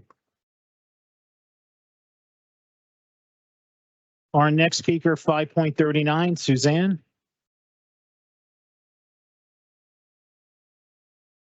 Dear Council and Mayor Phillip, we as your constituents vote for our representatives, you all, to perform the duties in which you made an oath and to follow the ordinances before you. Over the past year, we have determined that our mayor, his appointed director of landlord-tenant relations, and the city council have not enforced Ordinance 260. While the city council is not legally bound to enforce 260, you have had ample time to investigate Mayor Phillip as to why he has ignored our pleas to enforce Ordinance 260. This you have not done. It is no surprise because many of you rely on his support for your own personal gain. Additionally, we have seen the following from Mayor Phillip: constant censoring of his social media to paint a perfect, smiling mayor who could do no wrong. He has not come to one meeting to speak to us or issued any kind of statement. He appointed a lame duck pastor with no legal background to run the ever important Office of Tenant Landlord Relations. He recently boasted about building a shiny new affordable housing project instead of merely enforcing Ordinance 260, which would provide much more affordable housing. He has claimed to take on challenges with a comparison to 9/11 and claims to care about improving the lives of his constituents. What a joke. The majority of his super PAC has been funded by real estate developers. No kidding. He or his council now wish to charge the city's lowest income households a fee to use the public pools. Aren't there enough taxes paid by the real estate developers or those who are living in rental units with increases of 40% or more to pay for our pools? His house is also paid for by a LLC. Maybe you, Mayor Phillip, could pay for these children or adults to use the pools. Mayor Phillip, you say you served our country, but you have not served 71% of your constituents, many who have been forced out of their homes or who cannot fairly research the rental market with your enabling of these developers and their monopolizing real page software. Next week, we will be heard before the Rent Leveling Bureau, finally, with members who you appointed. It will be no surprise if they choose to negate the law and deny enforcement of 260. However, you have a week to do so, and this council has the duty to investigate why he has not.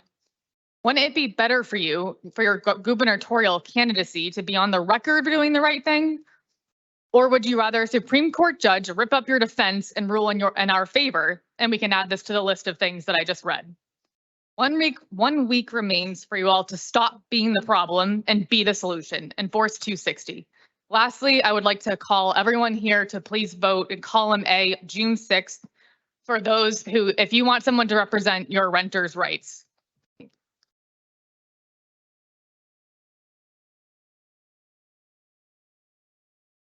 Our next speaker, 5.40, Manya. Say again. He's behind you, I believe. He doesn't want to speak? Okay. Very good.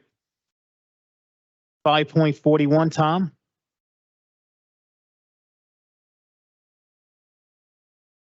Good evening, council members. My name is Tom Conroy. I've been a resident of Jersey City for 16 years. For the last year, we filed a petition for rent control with little movement on the city's end. In fact, I find it ironic that next Wednesday, the 31st, when we have our first rent leveling hearing, it will actually be 1 year to the day that I filed my first petition. On March 26, 2023, the New Jersey Supreme Court already set the precedence of no filing, no exception. So what's the holdup here? Mr. Mayor, by Jersey City ordinance, you have the duty to enforce all Jersey City ordinance, and by New Jersey state statute, all mayors in the state of New Jersey have as their first duty to enforce the ordinance of their cities. You have failed both.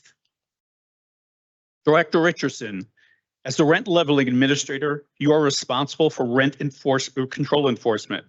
Your predecessor, Diana Hendon, failed to do this, and to this date, you have failed as well. I'm very interested in the outcome of next Wednesday meeting and will be there personally to listen to this.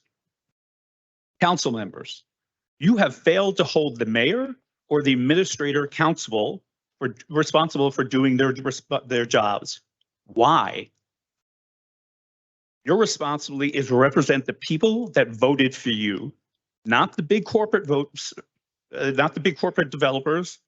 And some of you, your actions or lack thereof will not look good on your campaigns, especially you, Mr. Mayor.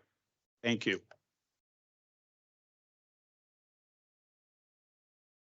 Our next speaker, 5.42, Sylvia.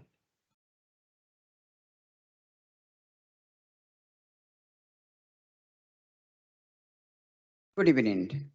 Distinguished member of the City Council, I am Sylvia Lu, a resident of Portside Towers, standing before you not as a single voice, but as part of the chorus that has been resonating for almost a year.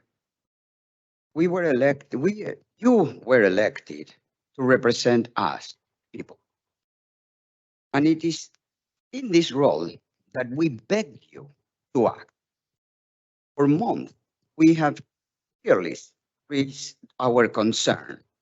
First, at the Jersey City and country. Not that, it's not the mic. And now here.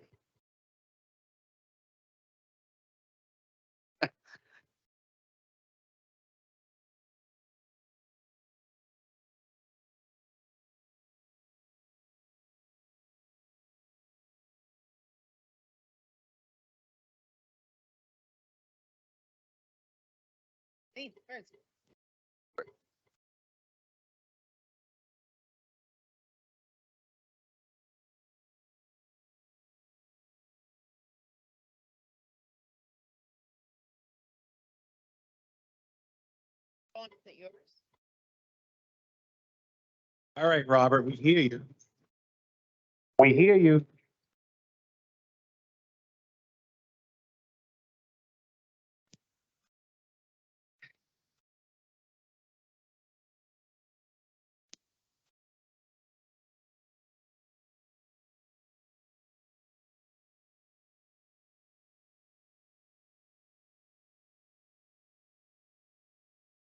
Okay. Hello.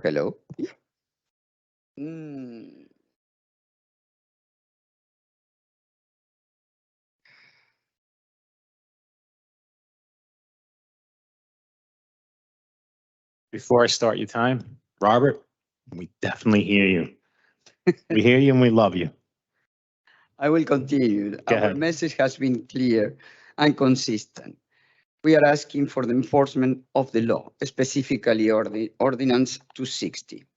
We present compelling evidence that there was no filing for exception, and yet our pleas seems to be lost in a democratic abyss.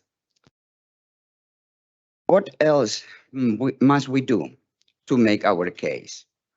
The heart of our city is the people, but it's the people who are being squeezed out by the unchecked ambition of developers and corporate entities. Isn't progress, it's gentrification.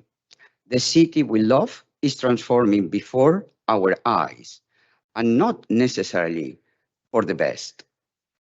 Too often we see good citizens, our neighbors, forced to depart that was prompted by the issue that we've been fighting against. Some of these citizens stand here today demonstrating solidarity and supporting, even though they no longer call this city home. So I will ask again and will continue to do so until our pleas are met with actions. Why is the law not being enforced? Why does it appear that the interests of the few are being prioritized over the needs of the many? We, the people that you pledge to represent, demand actions. Enforce Ordinance 260, no filing equal no exceptions. I implore you, each of you, to remember why you sought these positions, to serve your community and defend justice. Now is the time to fulfill those promises. Thank you. Thank you. Okay, our next speaker, 5.43, Sylvia H. Oh, so the other Sylvia wasn't here. I apologize. I should have said the last initial. No problem. That's Robert telling me. It's okay. 5.44, Gracie.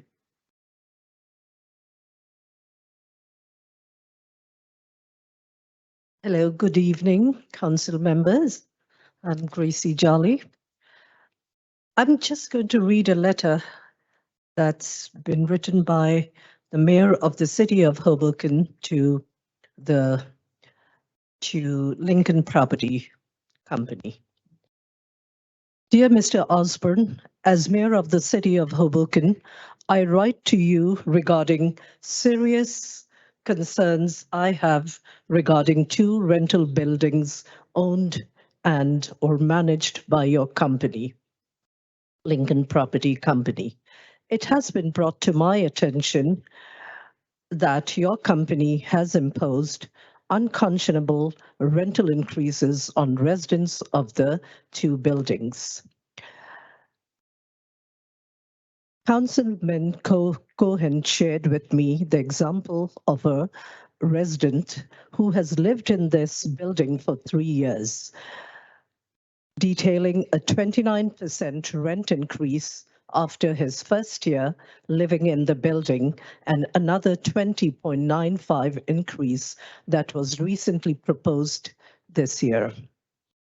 As noted by Hoboken's tenant attorney, the 20.95 increase is unconscionable and to any objective observer is outrageous. This is one example, as there are a number of tenants in this building who are being likewise impacted. The unconscionable rental increases imposed by your company are actions unbecoming of a good neighbor. In fact, these massive rental increases are having the effect of pricing out good, hardworking residents and families, many of whom have called Hoboken home for years. The actions of Lincoln Property Company are forcing residents to grapple with the unfortunate choice of having to pay, in some cases, tens of thousands of dollars more per year in rent or become displaced and having to potentially move out of Hoboken. As I have requested of other property owners and landlords, I'm immediately asking you to revisit these unconscionable rent increases your company has imposed and work with your tenants to find reasonable increases in line with the consumer price index. I hope to see something like this from our mayor in Jersey City. Thank you. You. Our next speaker, 5.45, Adrian. Good evening, council members. I'm here tonight to declare that I fully support the Right to Counsel Ordinance 23-047. Housing is a human right and needs to be treated as such. We need a universal coverage and application for all tenants across Jersey City. We cannot wait until January of 2026 for RTC to be implemented. As many of you know, Jersey City is a city of renters, and this ordinance will benefit renters, it'll benefit tenants, small homeowners, and only penalize bad actor corporate landlords. This legislation could ensure that rent control is properly enforced where we won't see anyone suffering rent increases as astronomical as 30% and above. As many of you know, I'm also running for county commissioner in District 2. Now that I'm running, RTC seems to be a powerful talking point. While I'm happy to see Commissioner O'Day support RTC in his latest letter to the Hudson County View, and I'm enthralled to hear his campaign manager declare his support, let me tell you what actual advocacy looks like. I've cut turf and canvassed across Jersey City and spoken to residents since August of last year to get support for the Right to Counsel campaign. I've spoken at several city council meetings because of my unwavering belief that we can do the right thing and pass RTC because of the powerful work conducted by the Right to Counsel JC and their coalition partners. True advocacy looks like standing in solidarity with all the amazing speakers and organizers that take the time out of their lives to keep showing up every Wednesday there's a city council meeting.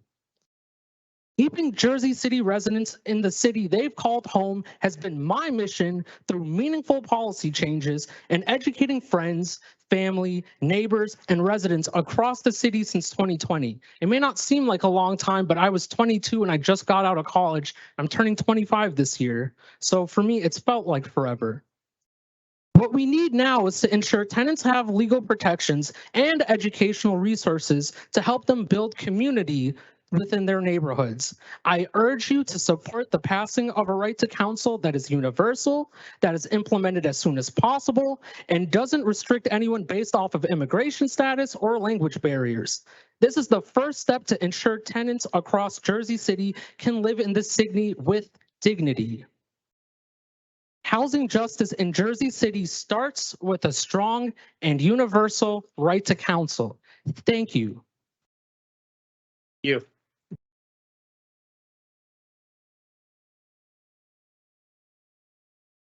Our next speaker, 5.46, Eric.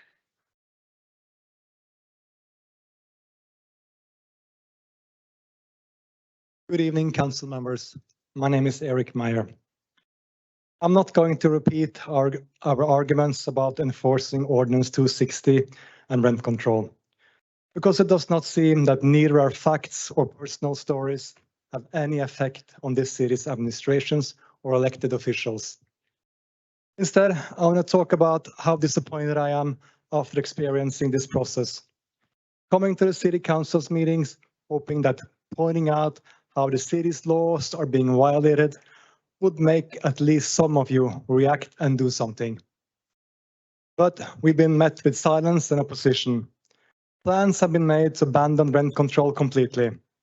All this so greedy landlord corporations can make even more profit. Have you heard the definition of unconventional corruption? Let me define it for you. Unconventional corruption occurs when a public official makes a decision without regard for the public interest. This kind of corruption often involves decision-making that is done with the purpose of inducing private individuals and entities to make contributions and expenditures for the benefit of re-election campaigns. Another big problem in Jersey City is patronage.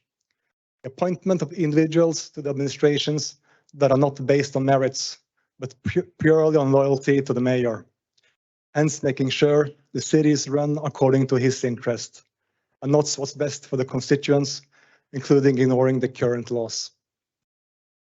I assume you let this happen because most of you are here by the mayor's support. part of his loyal troops. And also, maybe because you don't think the people here today can make a difference. But I think you forget a few things. We have a long memory and a big network and outreach. When that next election comes, a lot of people will make sure to remind all their constituents who sided with the landlords. Also, did you forget to think about your challengers? I'm sure you will be challenged given the state of this city. All the information we have provided here will be a gold mine for your opponents. Your actions, or lack of them, will for sure be used against you.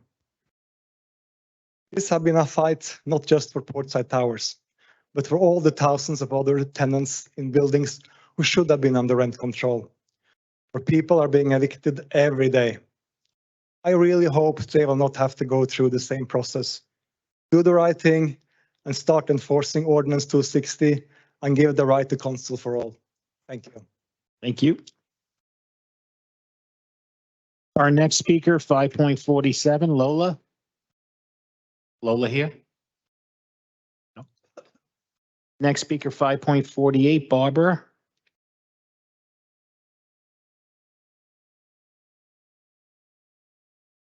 Evening, City Council. My name is Barbara Goldberg, and I'm a renter at Portside Towers. Well, here we are again, asking you to do the right thing again.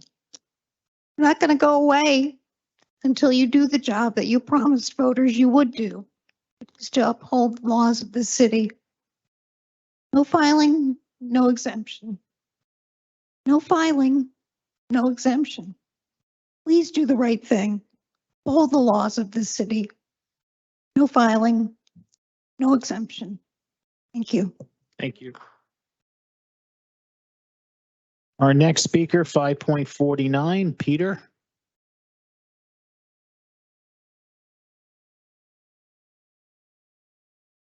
Good evening, City Council.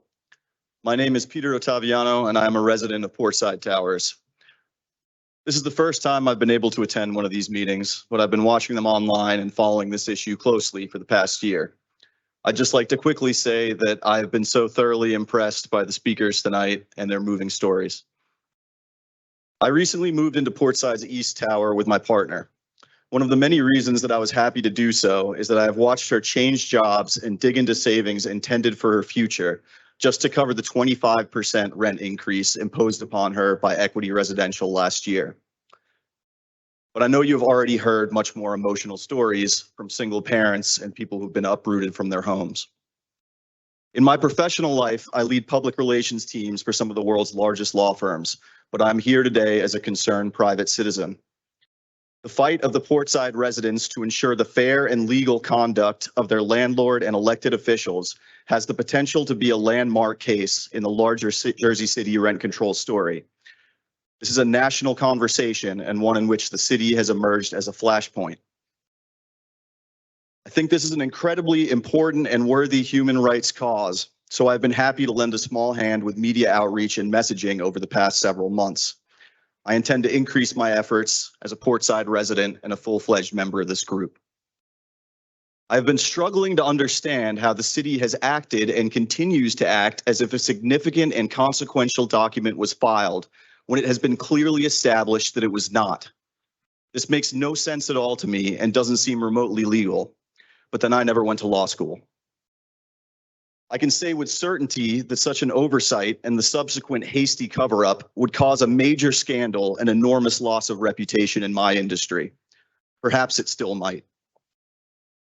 There is no reasonable argument that a cozy relationship between the city's government and real estate developers provides any benefit to Jersey City residents. Look where we are, look at the view. Jersey City will continue to be an attractive place to build and live, regardless of whether this city's elected officials continue to bend the rules for their wealthy developer friends.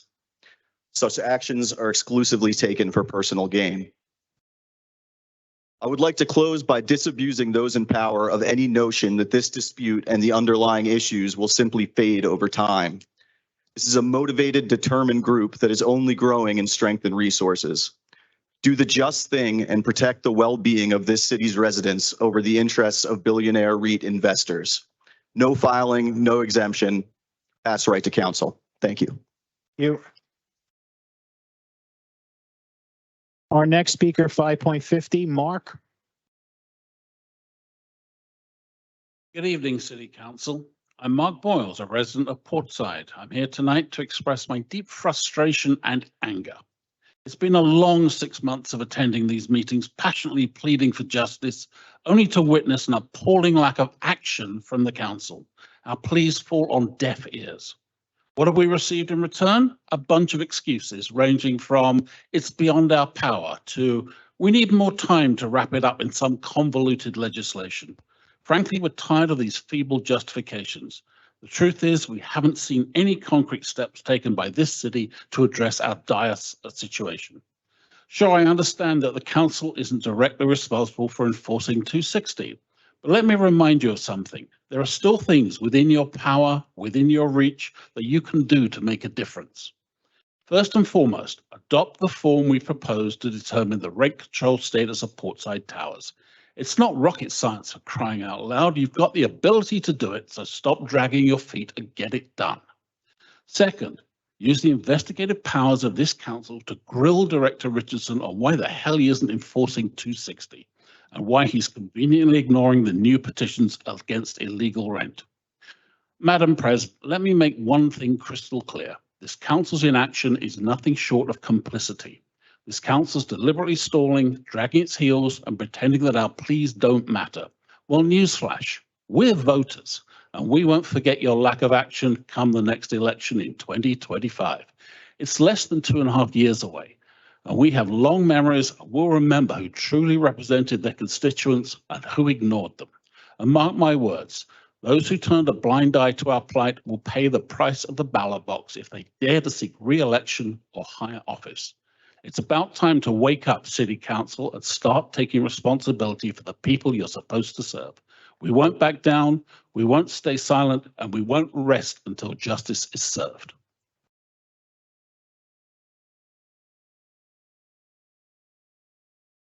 Our next speaker, 5.51, Henry.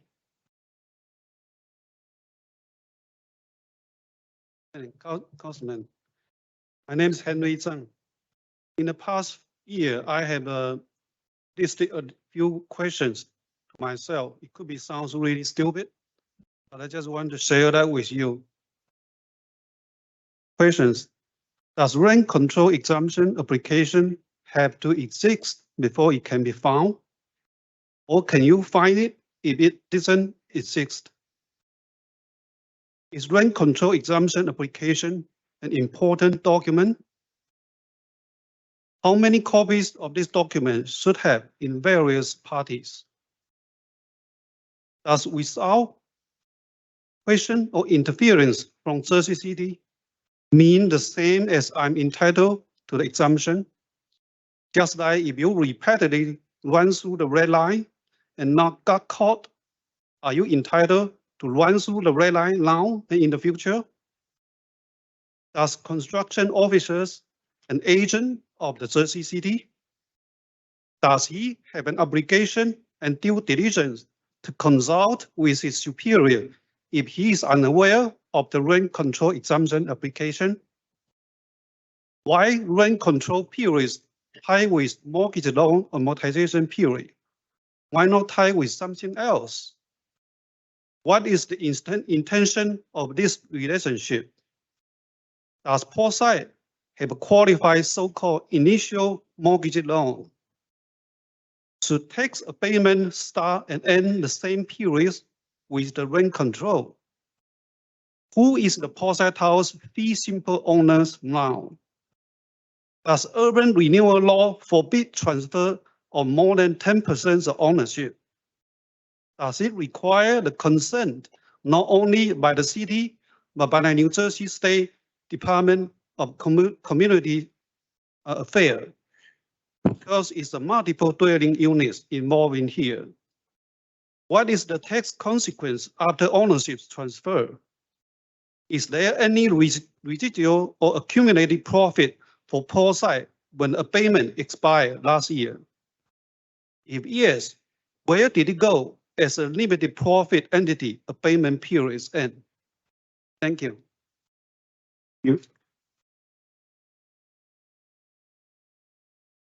Our next speaker, 5.52, Ally. Is Ally here?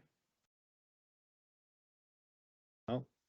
Next speaker, 5.53, John.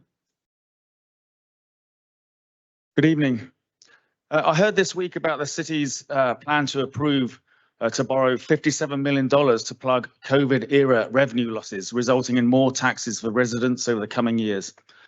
At the last meeting, I brought up the fact that Equity Residential has never filed a valid rent roll for the Portside Towers buildings, meaning that any annual rent increase, never mind the exorbitant hikes we've seen in recent years, has been made unlawfully. Penalties allowable under Jersey City Ordinance and New Jersey statute amount to $100 million per year.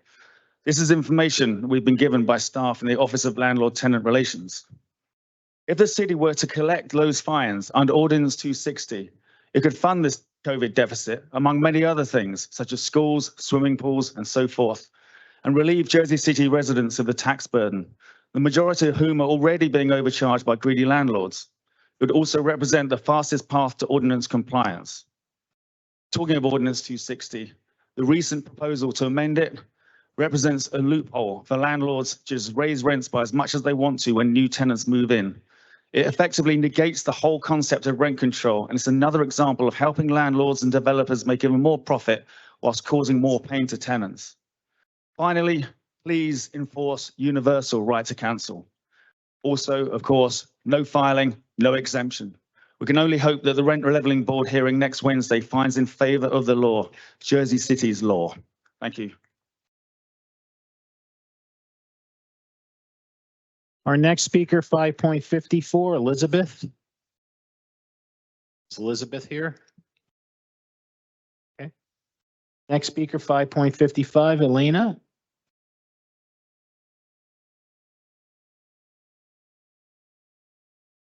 Good evening, City Council. My name is Elena Little. I'm a tenant in Jersey City and a candidate for Hudson County Executive.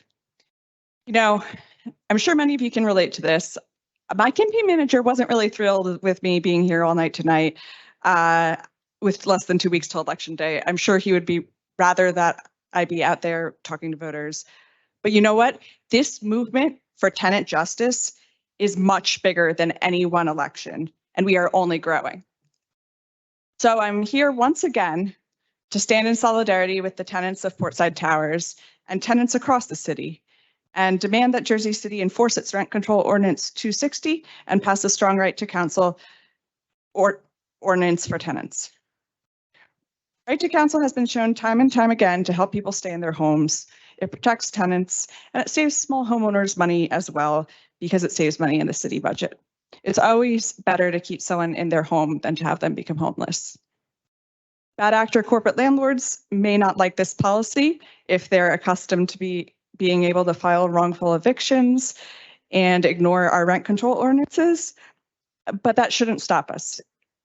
It's the right thing to do, and it's a policy that puts people first.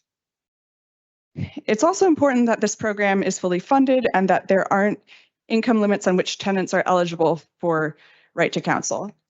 Plenty of tenants earning over the area median income can't handle these 30% or higher rent hikes that we're seeing.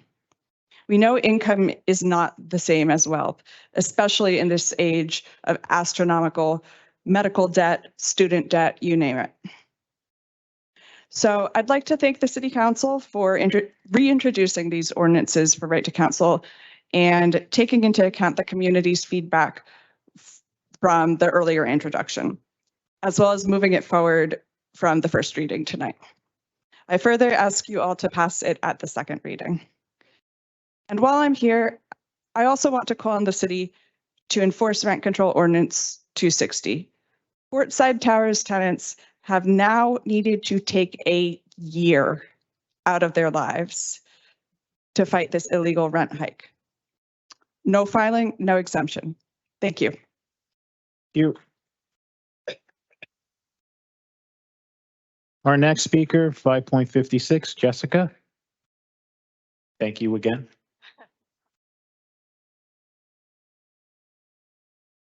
Lower it down. There you go.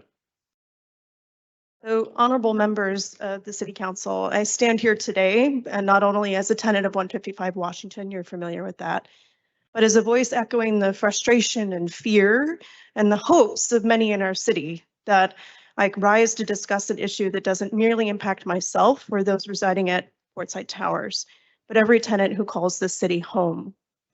2 months ago, a landmark decision was made by the New Jersey Supreme Court concerning rent control exemptions. In the case of Willow Ridge Apartments, the court upheld that a multiple dwelling cannot sidestep rent control without a formal claim filed by the original owner 30 days prior to completion of construction. It's a ruling that resonates deeply with us here since the buildings at Portside fall under the same circumstances. In accordance with Jersey City Ordinance 260 and the Jersey statute, this ruling is unambiguous. It confirms what we've known all along.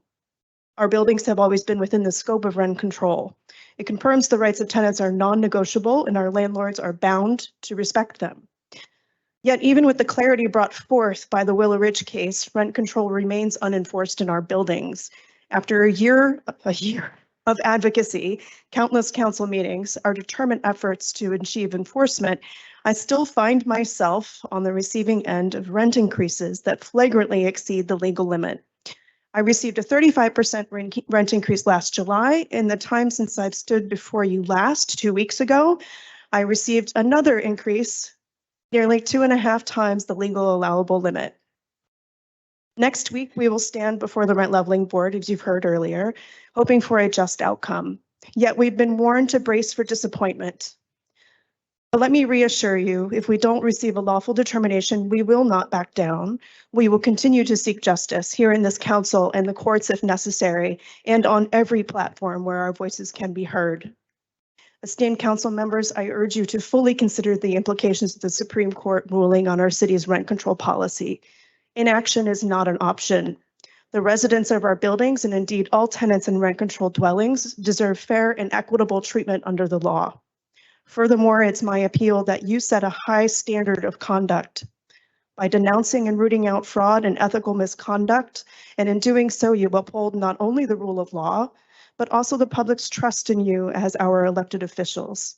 Finally, I implore you to pass a universal right to counsel ordinance securing the right of every tenant to legal representation. This is not just a policy decision, but a human one, ensuring fairness and equality before the law. Thank you for your time, your willingness to listen, and most importantly, for your commitment to act. In the spirit of community, let us build a city where every tenant is protected, every landlord accountable, and every decision made that honors the integrity of our collective home. Thank you.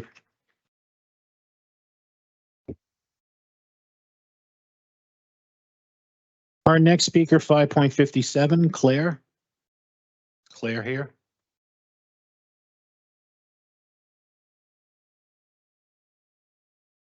We can actually use the wireless mic for you.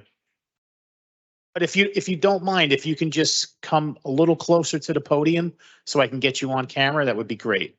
Right there is good.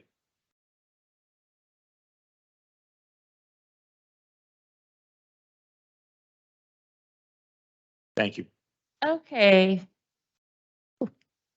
Good evening. My name is Claire Nocturne and I live in Ward F.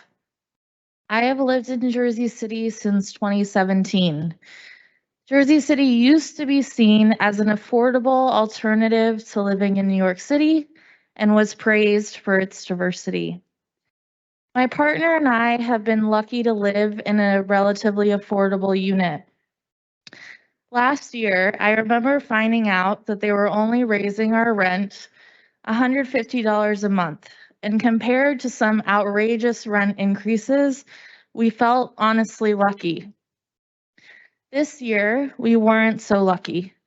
We received an email just this week stating that our rent would be increased over $550 a month. Let's be clear, there has been zero improvement to our unit in the past year. Why would our landlord deserve another $550 a month of our hard-earned money? I don't know about the rest of the people here, but I certainly did not get a $550 per month raise in the last year. I hope my story highlights the inherent power imbalance between a tenant and a landlord. We shouldn't be dependent on just the kindness of our landlords. We should have laws that protect us. The right to counsel is a basic protection that helps to start leveling the playing field for tenants. I have been inspired by this campaign to get more involved in my local community. I attended my first city council meetings this year because of the way this campaign has shown me that our voices as everyday residents do matter in the city. I also just wanted to shout, this isn't in my speech, but I also just wanted to shout out the Portside Tower community because I've been here at a couple of meetings and I've just been blown away by their advocacy, and I wholeheartedly support their work. To conclude, I urge all of the council members and my own Councilman Gilmore to support the amended right to counsel and the amended measure to charge developers to fund the program. Thank you very much.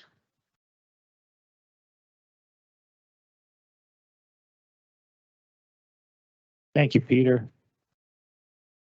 Okay, our next speaker, 5.58, Alex. Is Alex here? No. Next, 5.59, Jordy.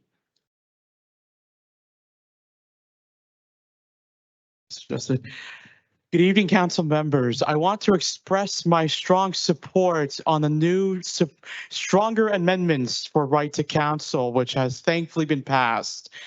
This has now been more stronger than ever as tenants are now facing concerns that their next time they will end up getting in the rent costs, they will be facing more pricier rental costs or end up getting evicted. But now we're trying to face pressure by the rent, but not only these people who are trying to end up going after us. I'm talking about the developers. Yes, those who end up getting so much money on tax breaks end up realizing that they're turning our backs against us. And they are also putting their propaganda against the will of the people, the residents who lived here, who spend their money and their taxes every single year and from their paychecks to invest into the city that they cared about. Now think about this. What will the developers care? They just want to keep their profits. And that's that's their bottom line. But the people's bottom line behind me is so crucial. They do not want to face higher rental costs, and they're forcing them to decide whether or not they have to live or they're going to end up being homeless. And that is the most important fact behind all of this. Why people are here every 2 weeks is so crucial. They want a fair chance to be able to be represented in courts and to have the right to counsel, which is why they are coming here every single day, whether we're talking about evictions, whether we're talking about the crappy housing conditions like rats and all the mold. I don't care what's going behind their houses. It's so important that they get the fair representation they deserve. And we need to put that all of the residents who lived here first and always priority number one. When the developers want to go after them, guess what? They just want to care about money and having to make the people who are rich and powerful to live there. And unfortunately, these people who are behind me already are working whatever they can, and they're trying to do everything they can to afford a single day in their homes. And unfortunately, guess what? I have one thing to remind all the people. Yeah, 2 days ago, we have a rally, and I know one quote to remember. Frack is whack. It is the truth. The entire developers cared nothing but themselves, the rich and the powerful. And the rest of the people behind me have only one thing in common. They want affordable housing, a right to counsel, and a fair chance to live their lives for the better. It's time we pass right to counsel now and for the best of all of Jersey City. Thank you very much.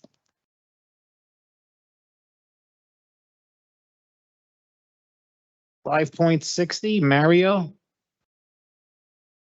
Mario here? Okay. A different. Okay. Mario James. Mario James. James. Not here. Okay. Next, 5.61, Danielle Alley.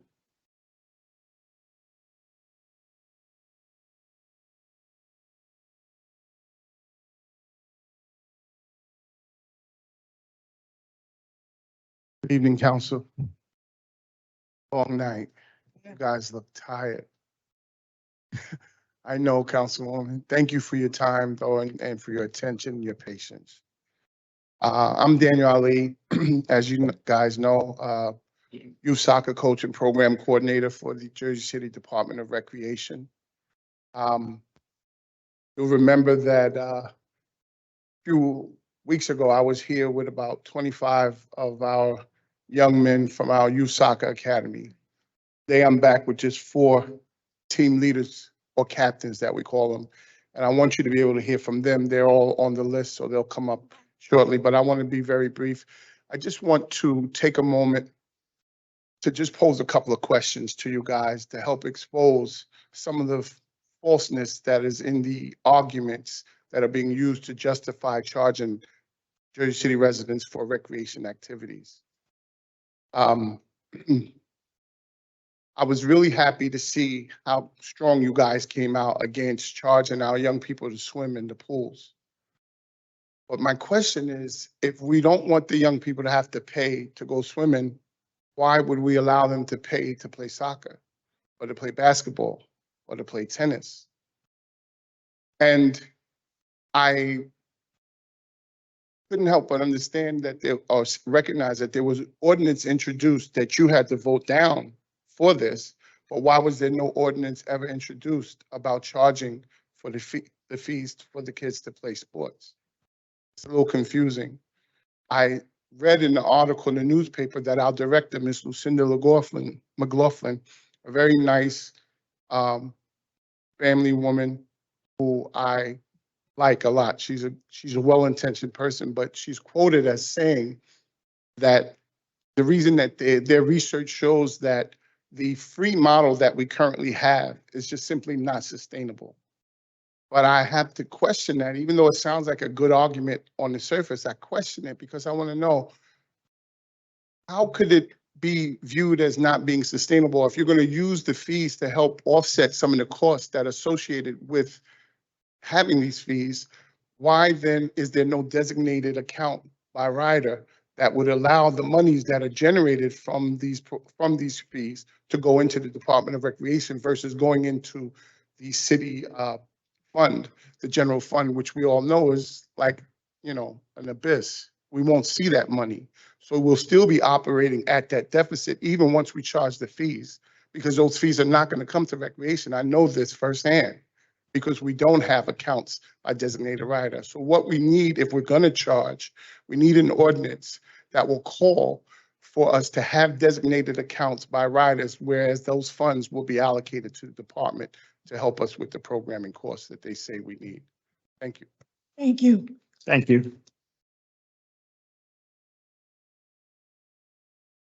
Okay, our next speaker, 5.62, Lewis. Yes, hello, this is Luis Aguas Vivas, Ward E. First of all, I want to thank the council for their service, being servant leaders and representing their constituencies here in Jersey City. I'll keep it short because I know it's late and some people here have to work to make rent, as well as probably some people that are watching this at home as well. So I just want to say that I support right to counsel, the 2 ordinances which with the input put forth by Jersey City residents and some of the council members have become even a stronger ordinance that will help people stay at home, stay in Jersey City. So I want to thank you for that. And I just want to finish by quoting Tina Turner, one of her songs about show some respect. So right to counsel and just the right for tenants, working people to stay in the city is something that this is their home. I know, as you understand, showing them respect as they show you respect is something that is really important. So we got to show some respect. We got to learn to protect. Don't take it for granted. I know that if you want to stay close, we got to show some respect. Thank you. Good night. Thank you. Our next speaker, 5.63, Justin. Justin Benjamin? No? Next, 5.64, Mata Singh? Tonight. Not here? Thank you. Next, 5.65, Danielle.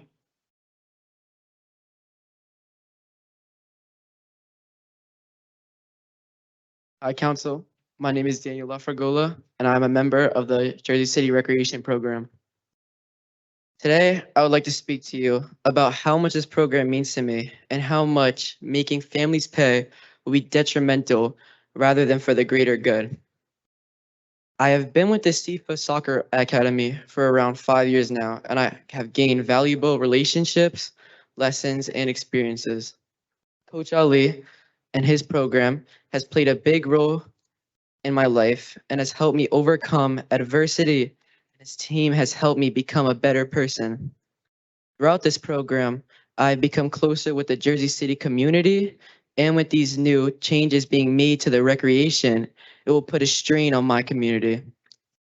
Throughout this team's history, I've gotten the pleasure of meeting new people. Many of my teammates come from various backgrounds and each have different upbringings. Regardless of our backgrounds, we are a part of the team and are valuable in different ways. Fortunately, me and my family are in a stable place where we can cover expenses such as jerseys and tournaments. Other families I know don't have the same luck as me and struggle to find the money for opportunities like these. Seeing these kids happy is amazing, and I hope for them to have gained some of the same opportunities and experiences that I have gained. Thank you for your time. Thank you. Our next speaker, 5.66, Luciano.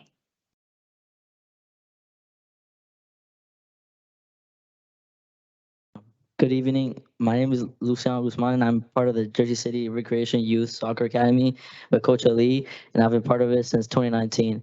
I'm here to voice my opinion on the city trying to charge families for recreational programs. Many families suffer from financial struggles and can sometimes barely afford to put food on the table. These hardworking families who have their children in a program can't afford any more costs. Sports should be available to everyone who wants to participate, no matter what their financial situation may be. Sports also play a vital role in our mental and physical health while also keeping kids off the streets. This is something I've seen and learned while being part of this program, helping me and other kids greatly. Free recreation programs is a necessity in Jersey City and an investment into our future. Thank you. Thank you. Our next speaker, 5.67, Ahmed.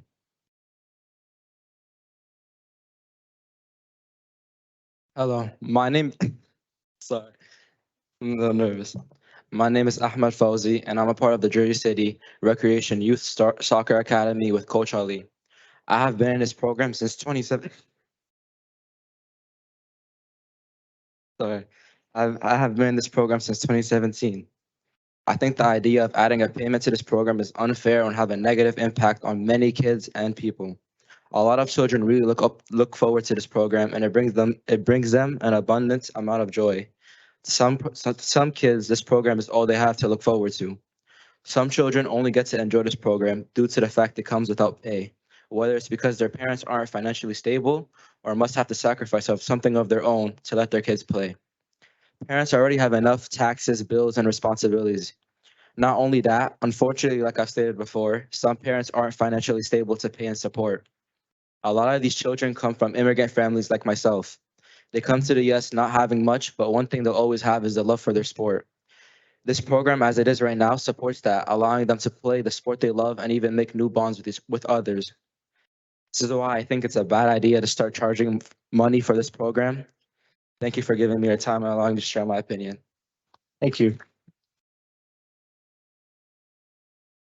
Next speaker, 5.68, Abdelaram. Hope I pronounced that right. Correct me if I'm wrong. Abdurrahman. There you go. Hello, members of the staff. I am Abdurrahman Aisa, an athlete at Jersey City Recreation. I want to talk about the recent adjustments to the Jersey City Recreation costs. For many years, Jersey City Recreation has been a free and accessible program for young athletes to participate. However, that might drastically change. With the current rise of the costs, many struggling families can no longer participate in Jersey City recreational programs. With so many families struggling to put food and a roof over their kids, how can anyone expect them to pay additional fees when they are already struggling? I myself come from an immigrant family who were once struggling.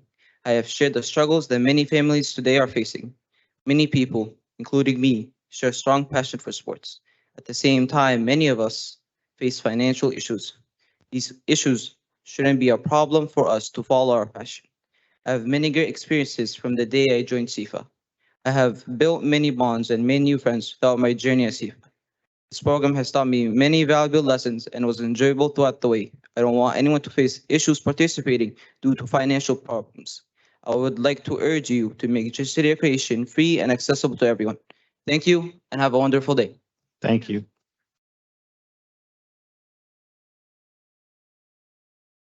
And our last speaker, 5.69, Mario Moody.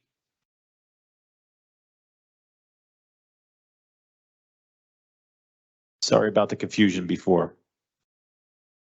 A lot of Mario going around. Good evening, Madam President, and to the council, all your leaders, and to City Clerk, and to your members, and to, I just want to thank all the residents and the leaders and advocates of this community who sound the alarm on the right to counsel. I'm here. My name is Mario Moody. I'm the pastor of the Cotton Temple Church in Jersey City. I'm a retired firefighter here, retired as a fire officer, 28 years, and now representing the congregation of all the long life member here in Jersey City. Most of the members are from your ward, most of them being priced out and pushed aside in a corner with no representation, not mean to even talk about council. So taking account for what people are saying about you today, you have an opportunity to make a difference, not just by what you heard here. And thank for all of these residents here for their vocal. But first of all, I would like to thank Councilman Gilmore and Councilman Solomon, and to all of those who co-sponsor this ordinance. You have an opportunity to make a difference today. We want to make sure that we continue our fair housing project, and let's be mindful, we are all in this together. This is something that we all have to deal with. We had an opportunity to make a difference before on this same project, and it was called the Croson Study. And we know exactly, we all fail. Not only you, but we as a resident, we fail. We are supposed to hold these developers at their feet. I don't care, we have to dangle them and make them do what they're supposed to do. But it's our job to do that. And so we are together today to make sure that we continue to do the work. And not only this, but we thank God, we thank you guys for your support. I do know most of you here on this council.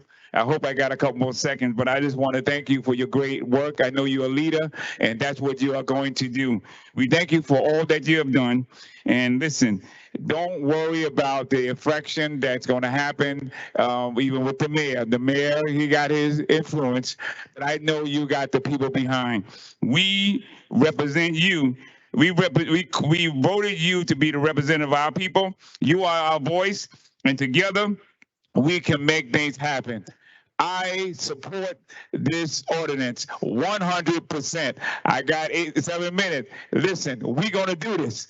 And I'm going to do it with 1, 2, 3. Let's all say it together. Pass it.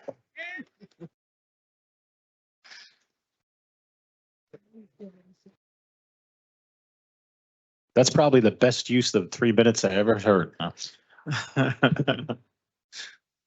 Okay, that will conclude our public speakers. And now we're moving on to our petitions and communications. So council members, any questions or comments on petition? Sean, I Oh, think, sorry.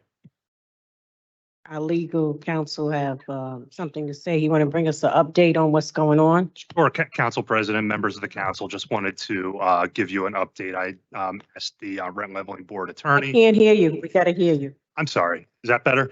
Yeah. Okay. I spoke to the rent leveling board attorney and the rent leveling bureau to find out, what is going on with the timing of the hearings. As you heard multiple times tonight, yes, the hearing is scheduled before the rent leveling board for May 31st. That's a final date. This is after an adjournment request for a previous hearing on April 17th. That was counsel for both sides had requested an adjournment of that, which was granted.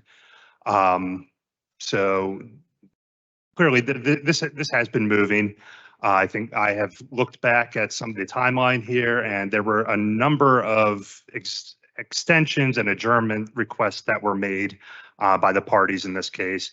Nevertheless, the city was standing by and was ready to proceed at all times.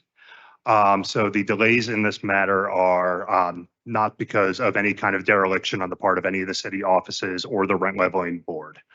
I'll also remind the council again that in the 1980s, the city council created the rent leveling process to be a fair, unbiased process outside of the political sphere that would allow for transparent decisions on good faith disputes between parties on rent increases. I'll remind everybody again that the city is not a party to any of these claims. This is the tenants versus the landlord. And again, I would commend the council for hearing this out, but also not interfering with the process as it's proceeded, because I think it is important that the process proceed cleanly and objectively, and that a neutral finder of fact make decisions based on this, be that the rent leveling board, or if ultimately this goes to the Superior Court. Are there any other questions about where this stands? My concern is, I know I heard the young lady, I think her name was Clara, and she was saying that she had a rent increase of 150 or something like that, and then next time it went up to 500. Based on if she is in a rent level control building, based on what we have as a municipality, it can't go up no more than 4%.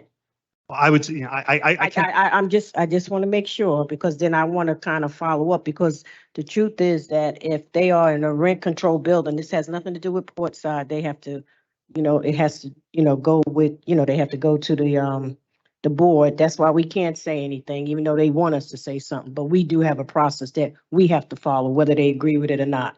And I think as part of that process, I would recommend. Right, but I was concerned about the young lady that came up. Right. And she had said that. And so my concern is, though, when it comes to the rent level control buildings, what do we have in place to monitor this? Because this is a serious issue. If you 1 month your rent is 150, and then 3 months later, or whatever the case may be, it jumps up to $5 additional dollars a month. I mean, who can do that? Just as a sheer problem of bandwidth, I think lots of times we do have to be responsive and reactive when complaints come in. So I would recommend, without opining on the merits of anything, that this be brought to the attention of the Bureau of Rent Leveling, and the resources and the guidance then can be provided by them. I just wanted to make sure when it comes to a rent control building, there is a limit on what they can go up on. Yes, there is. That is my concern. That's both state and local law, yeah. Okay, that's all. So that's why, because if you're in a rent control building, there is a limit in which the landlord can increase your rent. Yes. And I want it heard here, because I know we're going through some challenging times, and some landlords had really increased the rent outrageously. So I want to make sure if they are in a building that we be careful. Okay, so I want them to, you can't come up, Kevin, so you have to sit down. This is between us. Okay, you can't come up and speak again.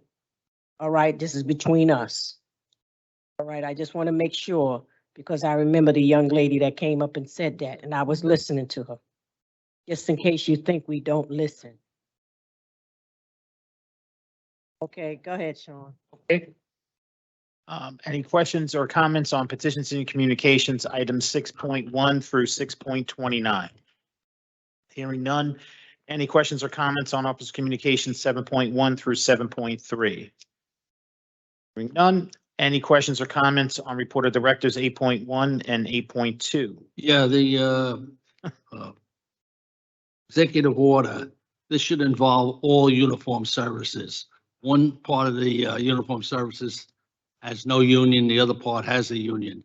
It should all be fair for both sides and both, all the uniform services.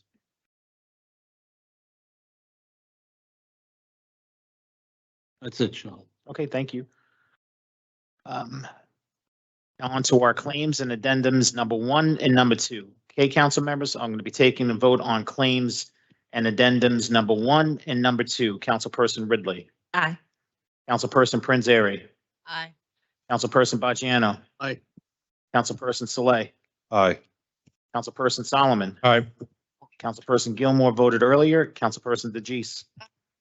Councilperson Rivera voted earlier. Council President Waterman. Claims and addendums number 1 and number 2 are approved unanimously 9-0.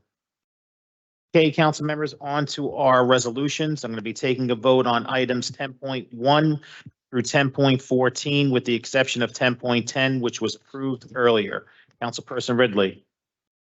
Councilperson Prinzary. Aye. Councilperson Bajano. Aye. Councilperson Saleh. Aye. Councilperson Solomon. Sorry, this is how far, Sean? We're going from 10.1 through 10.14. Aye for all. Thank you. Councilperson DeGise. Council President Waterman. You okay? Yes. Items 10.1 through 10.14 are approved unanimously 9-0. Council members Gilmore and Rivera voting earlier. Next set of resolutions, items 10.15 through 10.26. Again, 10.15 through 10.26. Councilperson Ridley. Aye. Councilperson Prinzary. Aye. Councilperson Bajano. Aye. Councilperson Saleh. I'm gonna abstain on 1017 because that's me, and the rest I'm voting aye. Went to vote no on that. Thank you. Thank you, Rich. Claire screwed up. Are you going to change your vote, Councilman Bajano? Councilperson Solomon. Aye for all. Councilperson DeGise. Aye. And Council President Waterman. Okay. Items 10.15 and 16 are approved unanimously 9-0. 10.17 is approved 8-0-1 with Councilperson Saleh abstaining. And items 10.18 through 10.26 are approved unanimously 9-0 with council members Gilmore and Rivera voting earlier. Next, items 10.27 through 10.37. Can I pause you for a second? That's sure. So we got an email from the CFO about the estimated tax bill, and it indicated, I guess, the Board of Ed tax levy is really higher. I just seen news reports that I thought the Board of Ed tax levy was not supposed to be higher this year, and I just wonder if you guys could clarify what we know, and if we because obviously this is going to mean an increase in the third quarter tax bill, which is an estimate. If we do that, I just wanted to get more information on that. Yeah, Councilman, we're just trying to get the rate to as close as possible. Just because their levy that went up doesn't mean that their overall tax bill will go up. It's new ratables, higher levy. So we'll do some calculations. We just got it today, early this morning, and show what that number looks like. But just keep in mind that they're on a fiscal year. So when they adopted their budget last year, it carries from last year into this year. So we could amend it. We're not going to take action on this item until hopefully we pass the budget anyway. But the state allows us to go to 105 of last year, and we're still below that. So we're just trying to get the most accurate number. And did we get a date on when we have to pass the budget? It's by the 30th. So it is. So we would have to be by the 30th, and then I guess the schools in the county would also be by the 30th. Yeah. For us to send out I believe the schools are voting this week or next week. So it should all fall in line. It would just be on the county, and I can get update for the council before the next meeting on their budget. Okay, great. Yep. We go to 105, does that mean the taxes go up, or what does that mean? 105 just is, it's basically that you're not increasing the estimated bill by more than 5% of the previous year, which we're not going to do. But if you take in the city's 2%, the counties say 2%, the schools 1 or 2%, it would be over 5. So we're just trying to keep it as accurate, but under 105%.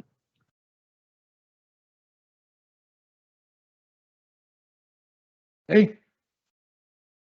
So council members, I'm going to be taking a vote on items 10.27 through 10.37. Councilperson Ridley. Aye. Councilperson Prinzary. Aye. Councilperson Baggiano. I have something to say on 1037. I am voting aye for the traffic calming toolkit, but I want to make it clear that I will be following these community meetings and proposals very closely. Ward C has some of the worst traffic in the city. I want to make sure these improvements will not only make the streets safer for everyone, but also ensure an efficient flow of traffic and that the people of the city stop spending an hour in traffic for what used to take 15 minutes. And one of the reasons is, look at Christopher Columbus Drive, what they did with the bike lanes there. It is unbelievable trying to get to City Hall today and the other streets. So they have to, traffic engineering has to start smartening up with what they're doing. I vote aye for the rest of them. So you're abstaining on 1037 and I on. Oh, I'm voting aye for it, but I'm gonna. Oh. So voting aye on all. Thank you. Councilperson Saleh.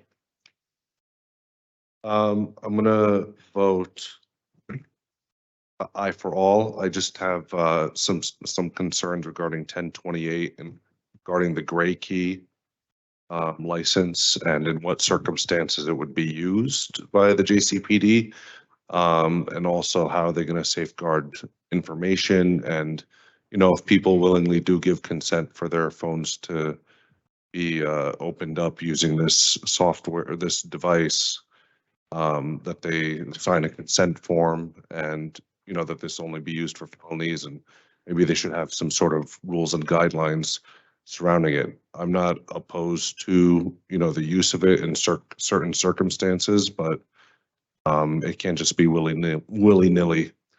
Regarding 1034, I call upon the Board of Ed to hold the line and not increase taxes. The taxpayers have had enough, and we can't continue to raise taxes. It's just a simple fact. And with that, I vote aye for all. Thank you. Councilperson Solomon. I did have one more question. On 1032 SDL, was that changed to a month-to-month, or where does that stand? You know, Councilman, you're right. I'm not sure if it was updated. I did speak to them. They'll do month to month. Sean, is it too late to? We can definitely make an amendment now, and then I can reflect it. Okay, yeah. In the So the contract would be month to month, not to exceed 6 months. The council. We're on item 32.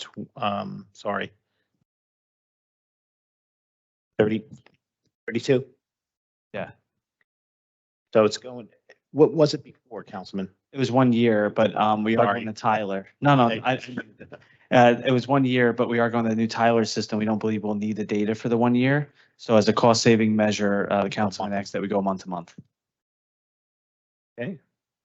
The PO reflects the reduction, Councilman Saleh. Thank you. Alrighty. Sure. I will abstain on 1028. I think I just need more information about this tool. I'll vote aye on all the rest, but we really hope we'll all work together and avoid sending an estimated bill and set just the third and fourth quarter bills, which saves, 30, 40K for the city. So aye for all. And you're abstaining on 1020. Oh, yes, I abstain on 1028 and aye for all the rest. Thank you. Councilperson DeGise. And Council President Waterman. I'm abstaining on 10.34 because we just got the information. When it comes to our budget, Council President, I can't hear you. I just think we have to get the information sooner. We just got this coming out of the office, to be perfectly honest. So I'm just going to abstain from 10.34. And aye on all the rest? Okay. All right, if you can just allow me to recap. Item 10.27 is approved 9-0. Item 10.28 is approved 8-0-1 with Councilperson Solomon abstaining. Items 10.30 through 10.33 are approved 9-0 with the amendment on 10.32 as amended. Item 10.34 is approved 8-0-1 with Council President Waterman abstaining, and items 10.35 through 37 are approved unanimously 9-0 with Council members Gilmore and Rivera casting their vote earlier. Next, items 10.38 through 10.49. Again, that's items 10.38 through 10.49. Councilperson Ridley. Aye. Councilperson Prinzary. Aye. Councilperson Bajano. Councilperson Saleh. Aye. Councilperson Solomon. Aye. Councilperson DeGise. Aye. And Council President Waterman. Items 10.38 through 10.49 are approved unanimously 9-0 with Councilperson members Gilmore and Rivera voting earlier. And for the balance of our resolutions, items 10.50 through 10.64, with the exception of 10.51 through 10.61, which were approved earlier. Councilperson Ridley. Aye. Councilperson Prinzary. Just briefly for 1064, I just want to thank Afid Shahid and Abid Islam and other members of the Muslim community bringing the resolution to mirror what the state's doing for January's Muslim Heritage Month. And as my last outgoing act as a commissioner on the Immigrant Affairs Committee, I want to thank my fellow commissioners for working with us on this and for Councilman Saleh for co-sponsoring. Aye for all. Thank you. Councilperson Bajano. Councilperson Saleh.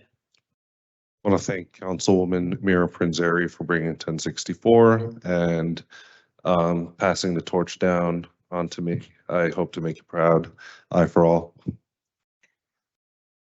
Councilperson Solomon. Aye for all. Councilperson DeGise. And Council President Waterman. Items 10.50 through 10.64 are approved unanimously 9-0 with Council members Gilmore and Rivera casting their vote earlier. Before I ask for a motion to adjourn, I just want to say thank you very much for everybody watching at home and everybody that was here today. I'm sorry for the inconvenience that we had, a big delay in having teams go down. I'm going to investigate why that happened, but we'll get to the bottom of it, whether it's the ghost of Robert Byrne or not. We just don't know. But anyway, on that, may I have a motion to adjourn? Motion. 10:31. Motion. So motion was made by Councilperson Saleh, seconded by Councilperson Prinzary. On the motion to adjourn at 10:31 p.m., Councilperson Ridley, Councilperson Prinzary, Councilperson Bajano, Councilperson Saleh, Aye. Councilperson Solomon, Councilperson DeGise, and Council President Waterman. Motion carries 7-0 to adjourn at 10:31. We are out of here. Thank you so much. And members who are watching at home and who were here today, thank you so much. Remember, teamwork makes the dream work. Stay safe, and God bless Robert Byrne.